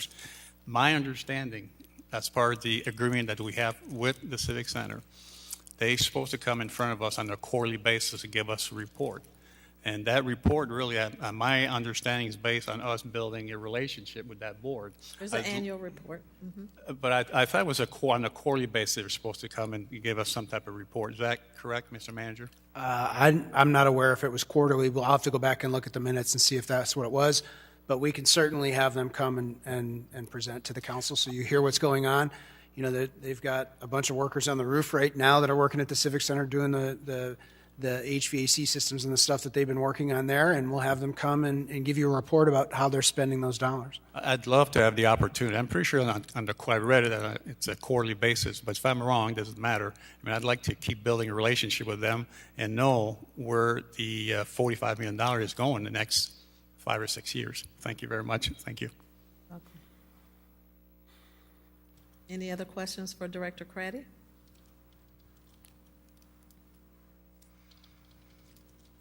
Councilmember Kelly? Thank you, Madam Mayor. I haven't researched this, Director Craddy, so forgive me. But how close are we on the $1.2 million? Yeah. So, for example, this year to date already, they've received $1.7 million. So excuse me. The $1.2 million is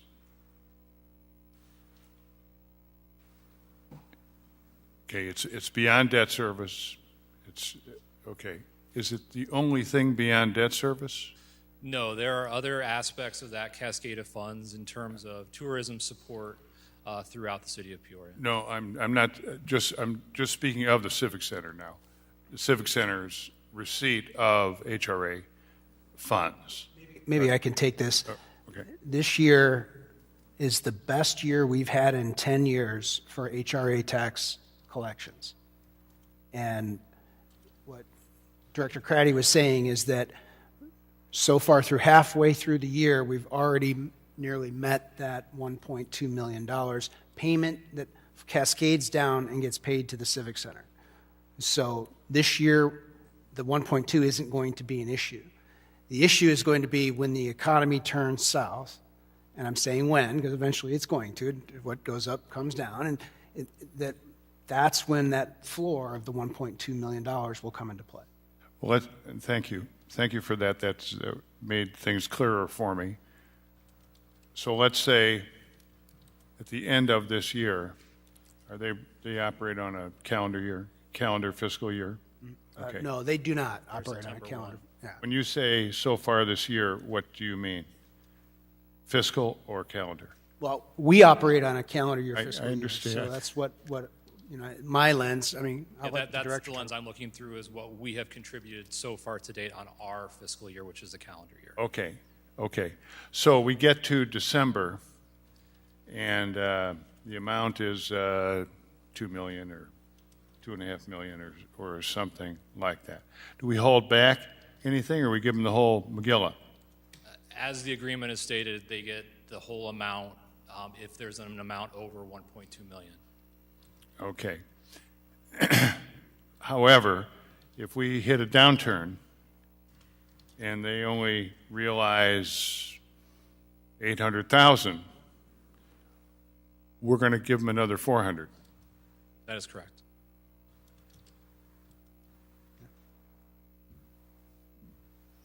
That's like heads They win, tails we lose. Oh well. Oh well.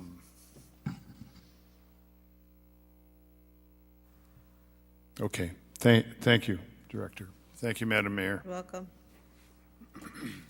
Councilmember Sear? Thank you, Madam Mayor. Mr. Crowdy, I mean, you didn't answer Mr. Kelly's question correctly. I mean, what would happen if we're short 1 year, £400,000, to use as an example? What would happen? We will keep an account of what that amount that we contributed to them above what they would have normally received, and we will repay ourselves starting in 2029. So when the big debt, the big bond is paid off, basically, we'll have, per your numbers, and we can look, we'll have 6 or 7. So the council, in 6-7 years, will have a big decision to make. We'll have an additional $6 or $7 million available, possibly. So I want to make sure Mr. Kelly understand that's where the money's going to come from. Any shortage will be paid after all the bonds are paid off 6 years from now. I think it's a very important question to understand. Madam Mayor, I'd like to just move to approve the agreement. Second. Seconded by Councilmember Allen. Any other discussion? Please cast your ballots. Motion passes unanimously. Madam Clerk? 23-259 is a communication from the City Manager and Corporation Council with a request to approve a resolution adopting the Civility Pledge. Council Hayes? Thank you, Madam Mayor. As you know, at the IML Spring Board meeting, the IML Board of Directors requested member cities, that's quite a few of the 1,295 cities, villages, and towns throughout Illinois, to consider adoption of the Civility Pledge. I think this is born out of some of the experiences, particularly through the COVID pandemic and the aftermath of that, where there was, not here, but in many communities, some friction between governmental bodies, both between and among the members of the bodies and those bodies and their constituencies, about civility and the rhetoric and exchange of ideas that needs to take place in a local government. And so this Civility Pledge is a positively stated set of ideals. I will point out that Councilman Graham was kind enough to reiterate to me that historically the City Council has had some complementary terms in its code of conduct. And so I would just indicate that this positively stated Civility Pledge would appear to me to be complementary to and can work alongside our already existing and very strong code of conduct provisions within our code. Thank you, You're Madam welcome. Mayor. And I was one of those IML directors that happily voted to adopt the Civility Pledge. I am, for the sake of our listeners, going to take the liberty to read the pledge. A resolution of the City of Peoria adopting Civility Pledge. Whereas the City of Peoria recognizes that the public exchange of diverse ideals, viewpoints, and robust debate are essential to democratic self-governance. And whereas the mayor and the city council, as elected officials of the city, recognize the importance of engaging in free and spirited debate while maintaining the highest standards of civility, honesty, and mutual respect. And whereas the Illinois Municipal League has adopted a civility pledge which encourages the core tenets of civility. And whereas the civility pledge states, in the interest of civility, I pledge to promote civility by listening, being respectful of others, acknowledging that we are all striving to support and improve our community, and understanding that we each may have different ideals for achieving that objective. And whereas in order to publicly declare a commitment to civil discourse and to express concern for the common good and well-being of all residents of the city, the mayor and the city council have determined it to be in the best interest of the city to adopt this resolution. Now therefore be it resolved by the mayor and the city council of the City of Peoria as follows. Section 1, the foregoing recitals shall and are hereby incorporated as findings of fact, as if said recitals were fully set forth herein. Section 2, the Civility Pledge as set forth in this resolution is hereby adopted. Section 3, the elected and appointed officials of the city are asked to sign the civility pledge and adhere to it during all public meetings and in all official actions. Councilmember Kelly? Thank you, Madam Mayor. I'm in favor of civility. I'll be honest with you. I think, and I'm quite willing to sign this civility pledge. I think it is important for the public to know that our council rules, both before tonight and after our adoption of the revised council rules, did say very, very well that we are to be a civil body and that we are to respect one another, and yet in the midst of not agreeing with one another. Sure. So just to make it clear, the IML, I think it's great that the IML is catching up with the city of Peoria. We've had such rules that we've signed for many, many years. Thank you, Madam Mayor. You're welcome. Would you like to make a motion? Yes, I would move to approve. Okay, is there a second? Seconded by Councilmember Gordon Young. Any other discussion? Please cast your ballots.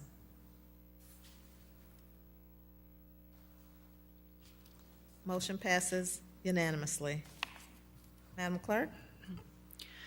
23-260 is a communication from the City Manager and Corporation Council with a request to adopt an ordinance approving a pre-development agreement with Paramount Solutions Group, LLC, for the feasibility analysis of a parking garage with first-floor commercial space through public-private partnership. Mr. Manager? Thank you, Madam Mayor. As you know, we have a lot of development that's occurring in our warehouse district. Currently, we have two buildings under construction, one at 801 Jefferson, or 801 Adams, excuse me, another one at 812 Washington. Just recently, the council approved another redevelopment agreement with a developer that wants to put in another 180 apartments at 800 Southwest Washington and 801 Southwest Washington. So as we look at that, we have a number of buildings, probably 400 units that are to be under construction in those four warehouse buildings. So we've been looking at ways that we can creatively come to the table with you in order to recommend a way to at least examine how we might be able to use a public-private partnership for a parking structure in the warehouse district. And so we have with us tonight, we have Quentin Smith and Reggie Thompson from Paramount Solutions Group, and we've been working with them on looking at the way that we might be able to structure that type of public-private partnership. We've all heard the phrase in construction, design build, right? There's a design build project where you work with a company and then they help you to work on the design and get something built.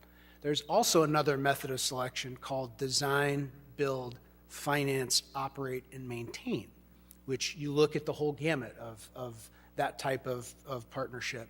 So as we looked at that, working with Paramount, what we wanted to do was look at a potential option that might look and explore that as a feasible option. So what you have in front of you is just a pre-development agreement. So this would be doing some of the feasibility work over the next 6 months on this, and then coming back where we would be able to see if this was feasible for us to go forward with this.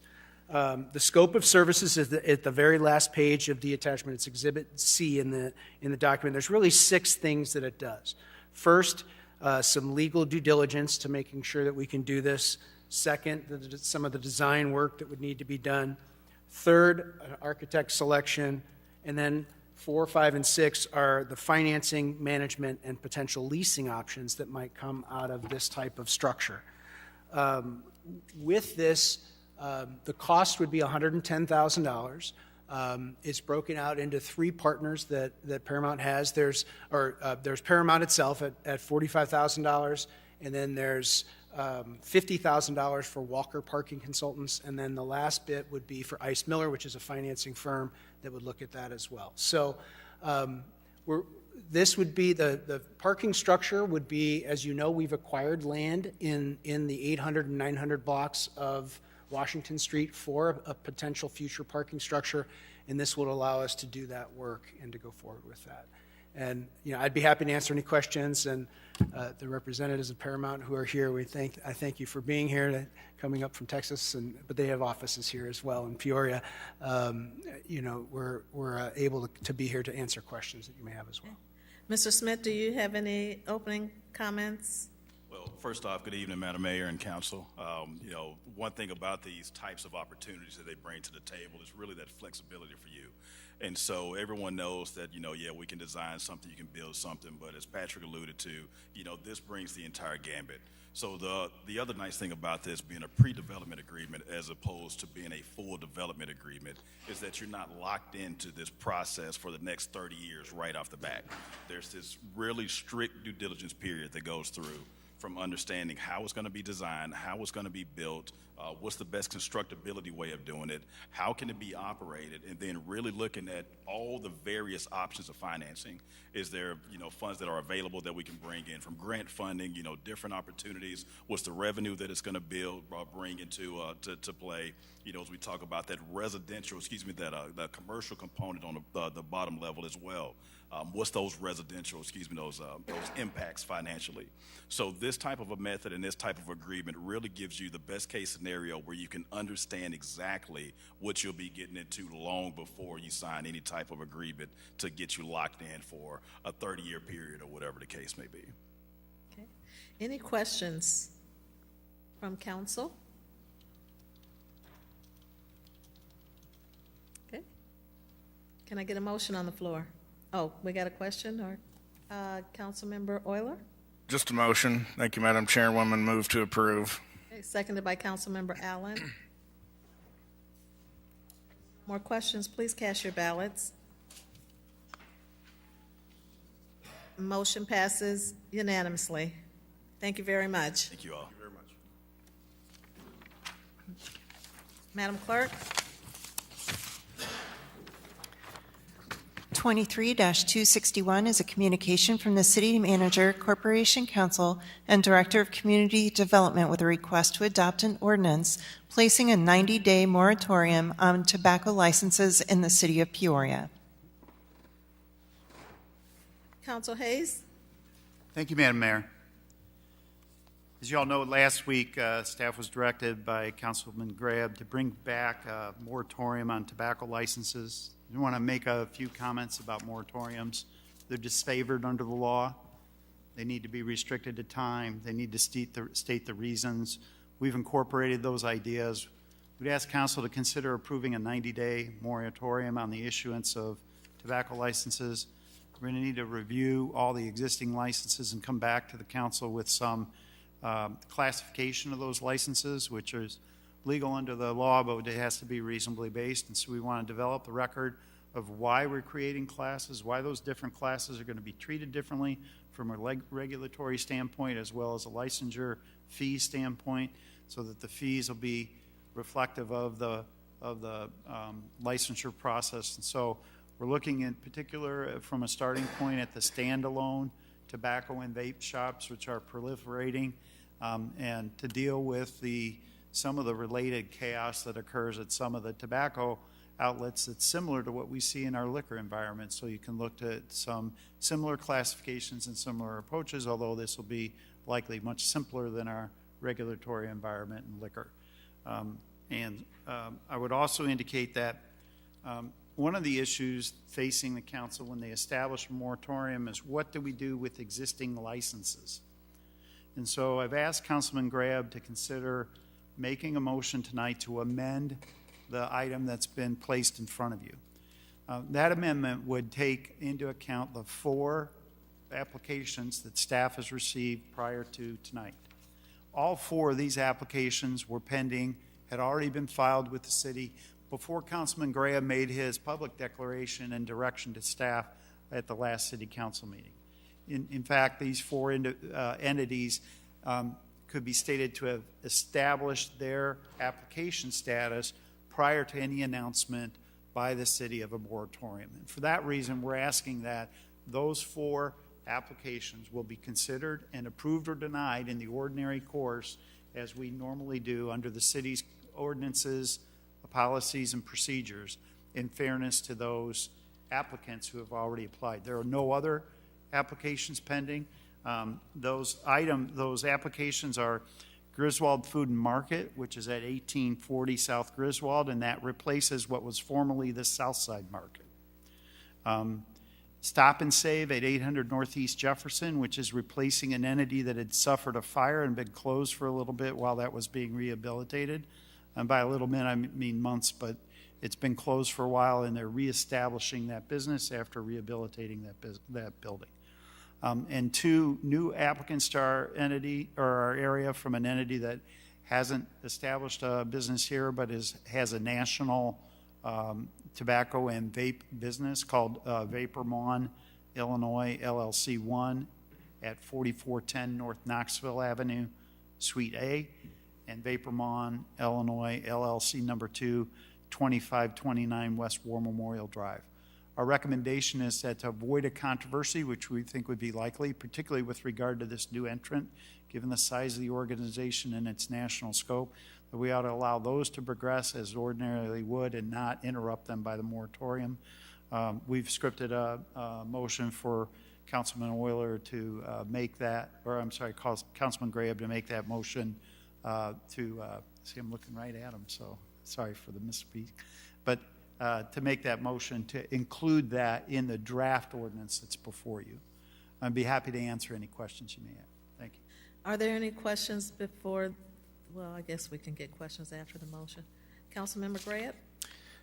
Thank you, Mayor. I move to amend item 23-261, the ordinance placing a temporary moratorium on tobacco licenses, to add a section providing pending tobacco license applications for the following establishments shall not be subject to the moratorium and shall be processed and issued or denied pursuant to the City Municipal Code, policies, and procedures presently in effect. And that would include Griswold Foods Market, formerly Southside Market, 1840 South Griswold, Vapormon, Illinois, LLC, number 1, 4410 North Knoxville Avenue, Suite A, Vapormon, Illinois, LLC, number 2, 2529 West War Memorial Drive, and last but not least, Stop and Save, 800 Northeast Jefferson. Second? Seconded by Councilmember Velpula. Councilman Velpula? Thank you, Madam Mayor. I just have a clarification question. So do tobacco products and vapes have 2 different licenses, or they have the same license?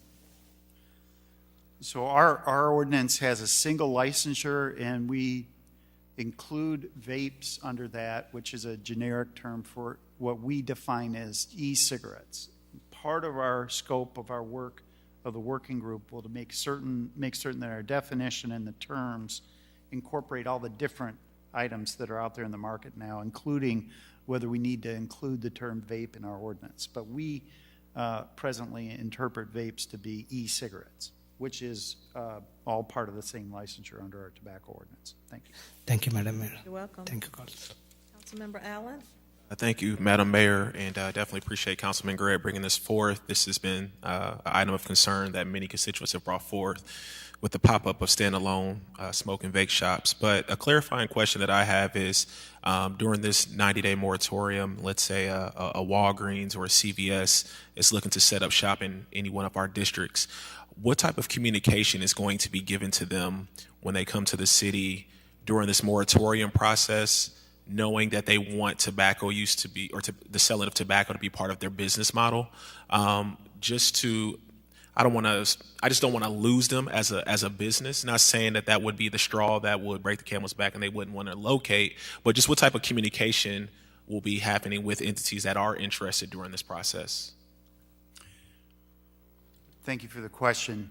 I think we would respond to a whole entity that is looking to include tobacco as just a small product line to look to the way that the council has dealt with gaming, and that while I can't commit what the council's outcome will be, or ultimately what the working group will come up as recommendations, that positively stated the councilman's concern, as stated so far, has been focused on these single item outlets, and that we're looking to deal with those in a regulatory environment, but not interrupt a whole business that might need that as part of its profitability status. I think a grocery store is an excellent example, as well as a pharmacy, that these are items that our members of our community need in their neighborhoods, close to their homes, and that we're going to do things to support a wholesome economic model like that. Even if people have a viewpoint about the merits of tobacco, it is an essential element of profitability of some commercial entities that sell a whole lot of other products. And that, I don't think the council will be looking to disrupt that. Thank you. Yeah, thank you for your response. Thank you, Madam Mayor. You're welcome. Councilmember Kelly? Thank you, Madam Mayor. Mr. Corporation Counsel, what specifically is the motion on the floor here? Is the motion on the floor a motion to add that piece to a proposed ordinance? Or is it to vote on the amended ordinance? The motion presently before is to amend the draft ordinance to incorporate this, and then there would be a motion after this, if this is successful, to adopt the motion as amended. That's on the script, but I only gave it to Councilman Graham. So okay, I appreciate that, because we're not going to be talking about the bulk of this motion. We're just talking about the addition to the motion. Thank you. Thank you, Madam Mayor. Yes, thanks for that clarification. And the motion doesn't say 90 days, but it still will be in the minutes, right? I don't see where it says 90. So, Madam Mayor, the item that's on the agenda would be amended by this language, and the item that's on the agenda has the 90-day provision in it. Yes, ma'am. Got it. Thank you. Any additional questions? Please cast your ballots.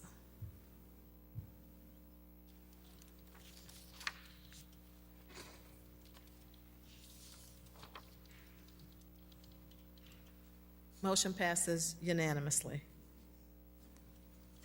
And now it would be in order to move for adoption of the amended item. Thank you. Councilmember Greb? This is an easy line. I move to adopt the ordinance as amended. Okay. Got it. Is there a second? Seconded by Councilmember Velpula. Councilmember Kelly? Thank you, Madam Mayor. I'm not crazy about this motion. First of all, the third whereas, there's been a surplus of standalone establishments. Well, I don't think there's a surplus. They'd be going underwater if there was a surplus. We don't like the number that we have. There's not a surplus of them. Okay.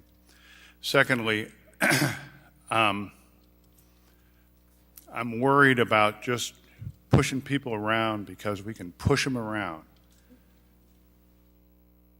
We don't need 90 days to think about, or we might need 90 days to think about this. We don't have to shut things down for 90 days. And I'm not speaking about shutting down the business, but shutting down our regular procedures. I think that the moratorium goes overboard. I think my understanding of the problems here are that there is a alleged fair amount of illegal trafficking of within some of these establishments, selling things that they're not allowed to sell, selling things that are illegal to sell. And it seems to me that if we want to get a handle on that without, we're not going to be increasing our police force. We'd love to do that. We're not going to, So if we got a problem with it, that's really a problem, and I'm not denying that that may be so. Increase the penalties. Make the penalties really nasty, you know? But, and I think that that might do the trick as far as these abuses. As far as somebody opening a business in Peoria that other people don't like, I have a problem with that idea, that concept. There are businesses I don't like, and I'm not going to sit here and try to outlaw them, even for 90 days. So I'll be voting against this ordinance. Thank you, Madam Mayor. You're welcome. My understanding is that 90 days is the maximum. There's with no intention to extend, and that hopefully the recommendations can come back within earlier than that time, maybe within even 60 days, possibly. You're wanting to give yourself enough time, I know, and I'm concerned about the lengthy time period, as you know, but my understanding is you're going to try to give due diligence, and you're just putting in 90 days to allow sufficient time if needed. Yes, ma'am. If I could speak to those issues. Yes. We've had 2 meetings of a working group on this issue already since the direction from Councilman Grab 2 weeks ago. And we'll continue to meet and work diligently towards a conclusion. I will express directly to the members of the working group your input, Your Honor, as well as Councilman Kelly's input and the idea that I expressed at the beginning, which is that these are not favored under the law. So we tempt a lot of issues, including the sensibilities of members of our governing board, if we don't get things done quickly here. And so I'll make sure I implored all the members that we complete our tasks as quickly as possible and get a recommendation back to council well within those 90 days. Thank you, Your Honor. Thank you. Councilmember Vespa? Thank you, Madam Mayor. I will support this moratorium, but I would like a quick turnaround, and I do think it probably should be narrowly tailored to, places that would say, get more than 50% of their revenue from tobacco sources as opposed to something like grocery stores or CVS. I think we do have a responsibility to ensure public safety. That's the reason why we don't, or you're careful about liquor licenses, especially near neighborhoods. Why you can't sell body parts. I mean, there's obviously there's plenty of reasons, and tobacco kills, and it's not safe, and maybe it doesn't attract the best clientele for a neighborhood. So maybe neighborhoods have a legitimate reason to to keep them away like they would a liquor store. So I mean, those are my thoughts. I'll reserve judgment on the eventual proposal. Thank you. Welcome. Councilmember Sear? Thank you, Madam Mayor. Mr. Manager, how many vape shops do we have as of today? Councilman, I don't know if I could give a good estimate of the number of vape shops. I know that I think we have 114 tobacco licenses citywide, but I don't have that breakdown of the number. Thank you. Thank you, Madam Mayor. Welcome.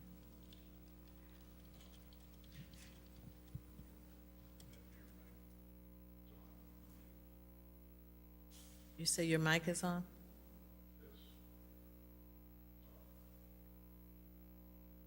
Did you want to speak? Yes, thank you, Okay. Madam Mayor. Mr. Corporation Counsel, I'm looking at the resolution or the ordinance down at the bottom, Section 1. 90-day moratorium for tobacco licenses shall be imposed for city staff to review, et cetera, et cetera. It doesn't sound like if we get the job done in 30 days, we're going to call it off. Am I correct or incorrect in that? Without further council action, the moratorium would last for 90 days. When the city staff brings back recommendations, we'll make a suggestion to council to repeal this ordinance if it passes tonight, so that the moratorium would be relieved once any regulations are effective. Thank you. Thank you, Madam Mayor. You're welcome. We have a motion and a second. Please cast your ballots.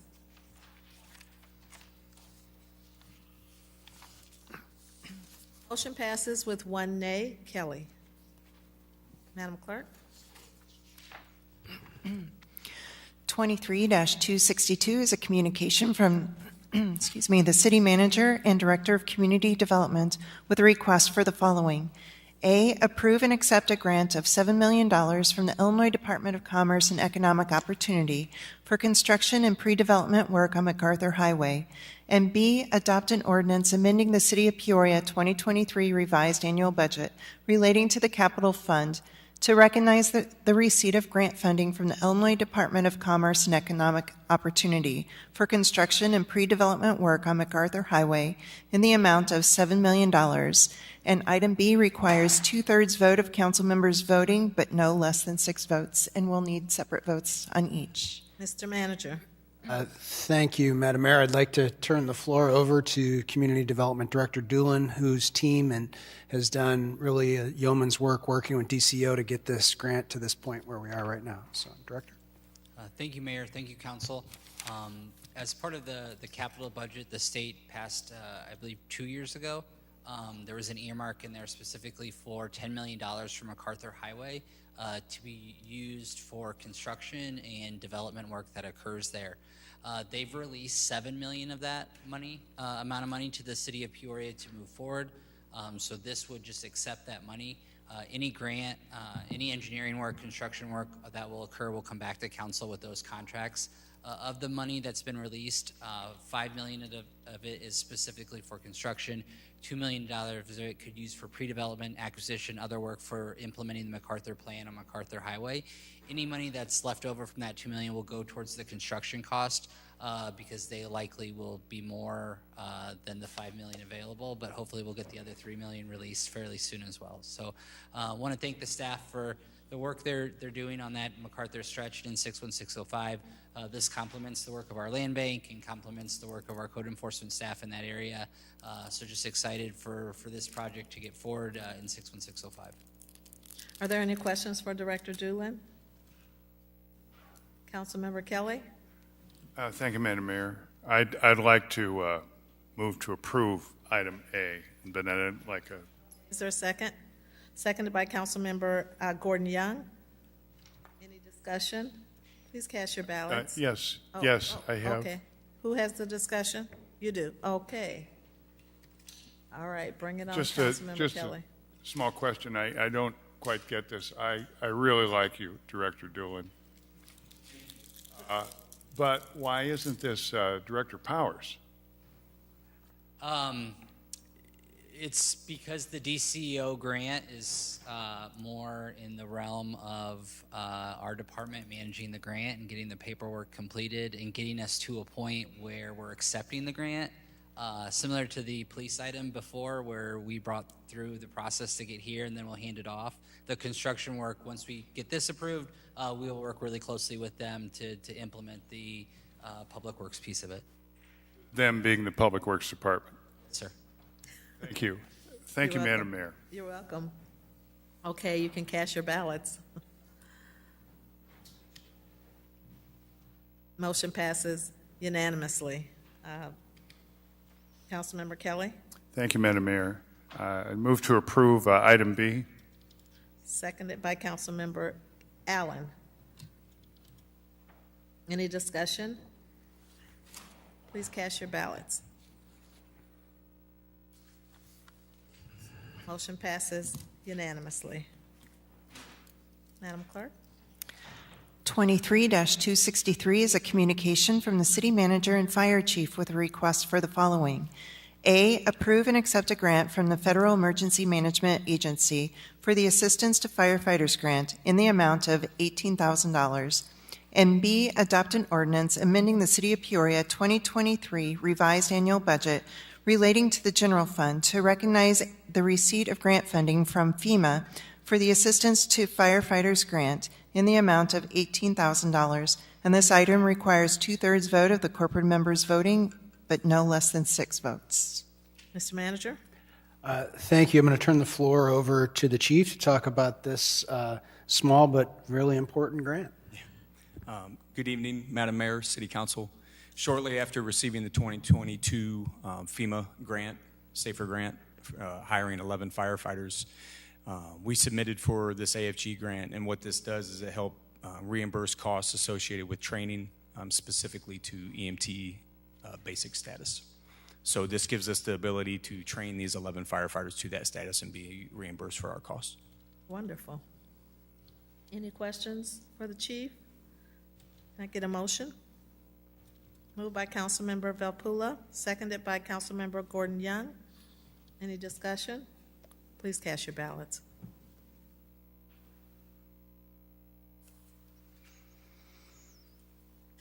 Motion passes unanimously. Thank you, Chief. Madam Clerk? We need a vote on item B. Oh, but also, okay. Council member, who was that? Council member Velpula? I'm sorry, there you go. Madam Mayor, move to approve item B. Seconded by Council member Gordon Young. Any discussion? Council member Graham? No, I'm on board. Okay. Please cast your ballots.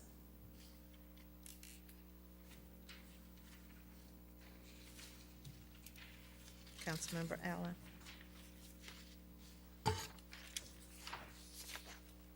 Motion passes unanimously. Thank you. Madam Clerk? We do not have any unfinished business tonight, so we're on to new business. Other unfinished business, I failed to thank the CDBG Commission for all their hard work on those violence prevention proposals. They read 26 proposals. It meant a lot of extra time for these volunteers, and I want to thank all the members of the CDBG Commission for their great work, for their the tremendous time that they put into this effort, and also to the community development staff for your leadership and all the time and effort involved in that process. So, thank you. Madam Clerk, new business? Yes, ma'am. Okay, is there any new business? Okay. Do we have any cards? Yes. Okay.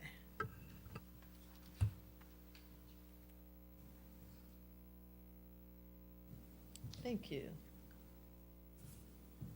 For citizens' opportunity to address the council, we first have Mr. Terry Burnside.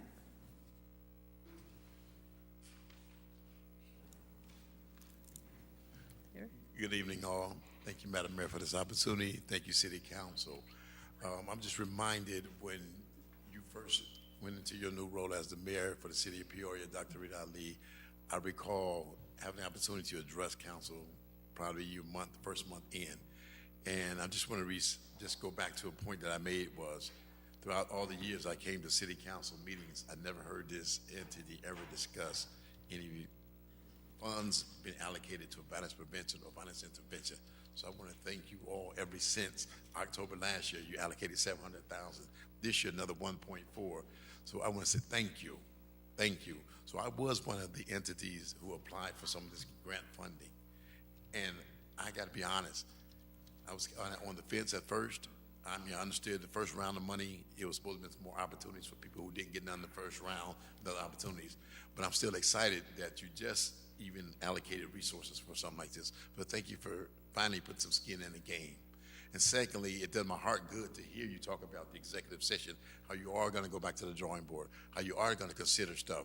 And I remember you said it well, Mr. Chuck Graham, the smaller entities. I am the executive director of House of Hope Peoria.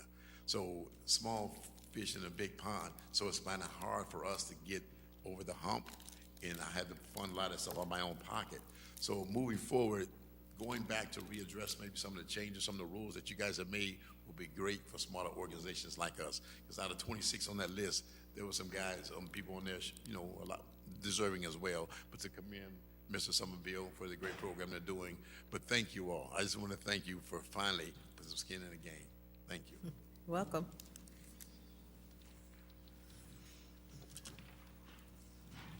Next, we have Vivian Taylor.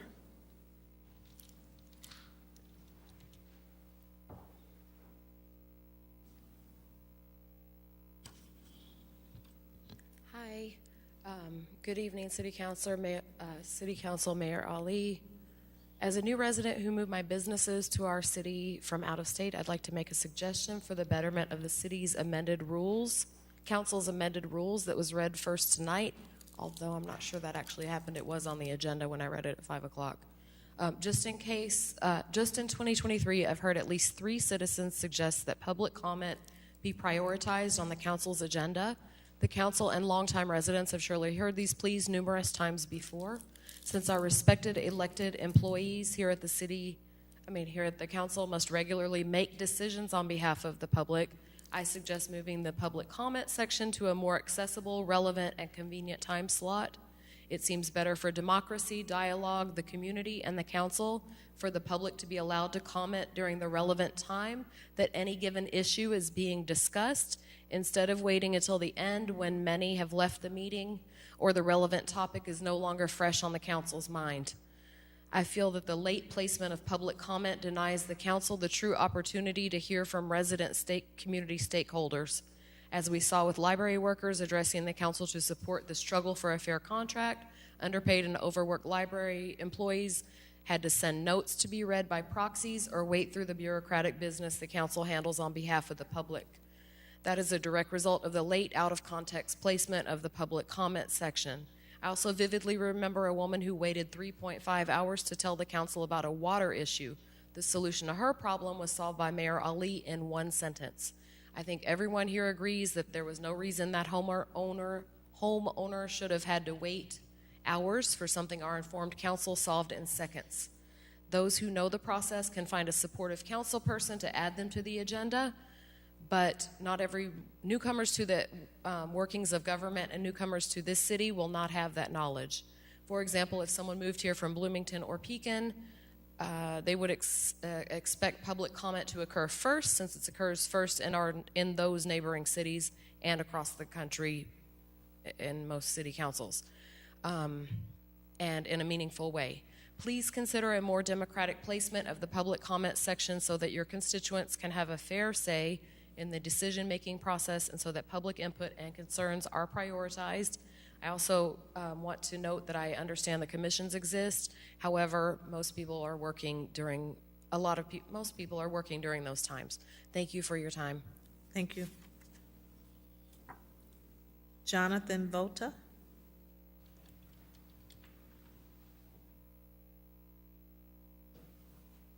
Hi, I'm Jonathan Vota.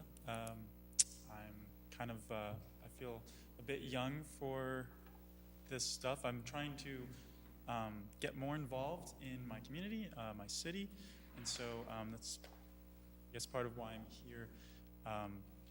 I kind of want to just speak qualitatively over some things that both the council and the city at large seem to be talking about a lot.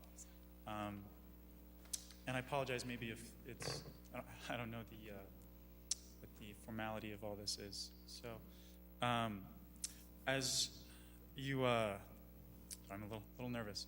As you move forward with some of these plans you discussed tonight and other things such as the MacArthur Highway, or added parking infrastructure in, Washington Street, I want to express my concern that it is frankly imperative that when we build further infrastructure, these things we build, they're not literally permanent, but they last for a very long time, and so it is important to and I'm sure you know, important to consider what value it brings to the community, including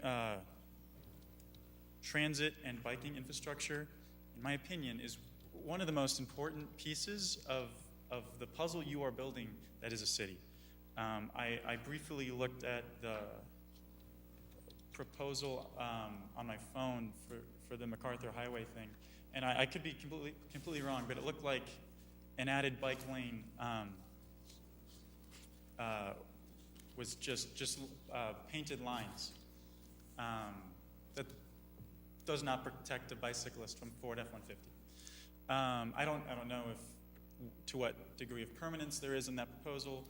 As I said, I'm new to these things, but I just want to say that, at least in regard to biking infrastructure, it is imperative to create physical barriers between cars and bicyclists. And if you provide people with the option to move around in ways that are not their personal car, over time, the culture will build and they will do that. You will require less parking downtown if we have less vehicles on the road. And I understand that parking is, an ongoing debate for this city, and it's a concern of business owners and such.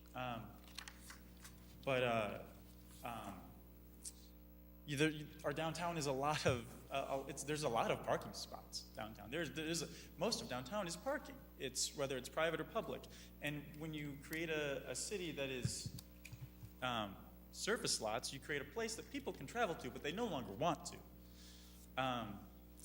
So again, I'm not entirely sure what I'm asking you to do, but other than just to keep these things very, very present in your mind as you build these plans for yourselves or with contractors or however it works. I will comment a bit on the vape debate. I think it's important, but also a little strange. I don't partake in nicotine myself, but almost everybody I hang out with and know does. And I will say that no one has a hard time getting a hold of vape. And Peoria is becoming a butt of a lot of jokes for how many vape stores and car washes there are. Now, what that translates to in regard to regulation and ordinances is a different discussion. Whether the city should or ought to do something about that, I won't say, but you yourself should consider what kind of city we're building. Do you want people to? Do you want to be the butt of those jokes? Let me look at my sticky note here while I have 43 seconds. Let me just say that I think it's imperative to build a city. I am concerned that in some places we are building a city that is not for Peorians and for people, but for businesses, private interests, and other sorts of things. And I trust that all of you work in good faith. So just please continue to build a city for Peorians. Thank you. Thank you for participating in strategic planning, too. I remember you. Thank you. Yeah, it was a very interesting day. Yeah. Doris Coaster.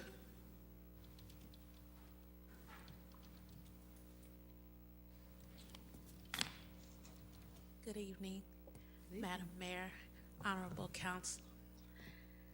I'm hoping that you will choose to put the Peoria citizens first as you consider the pipeline.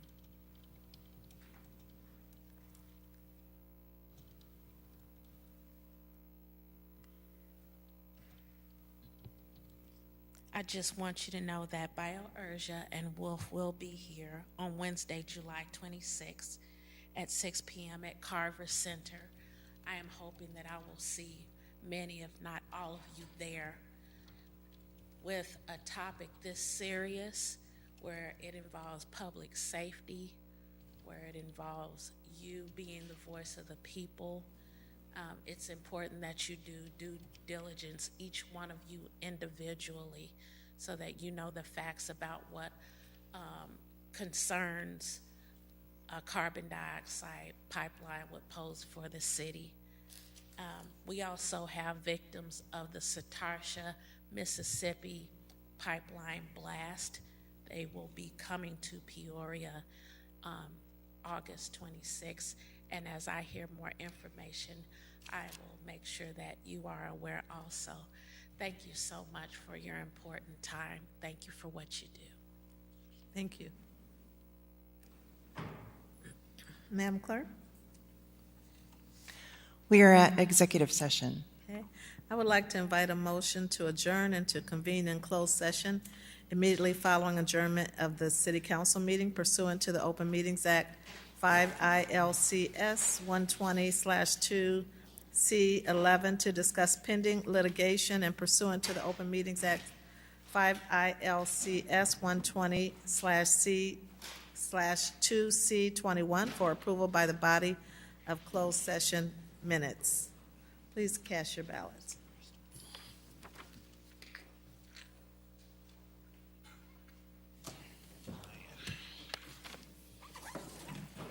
We have. Passes unanimously. Did we have a motion, Madam Mayor? Who made the motion? Oh, Council Member Euler, I need a second. Seconded by Council Member Vespa. Thank you. Welcome. Thank you for your service.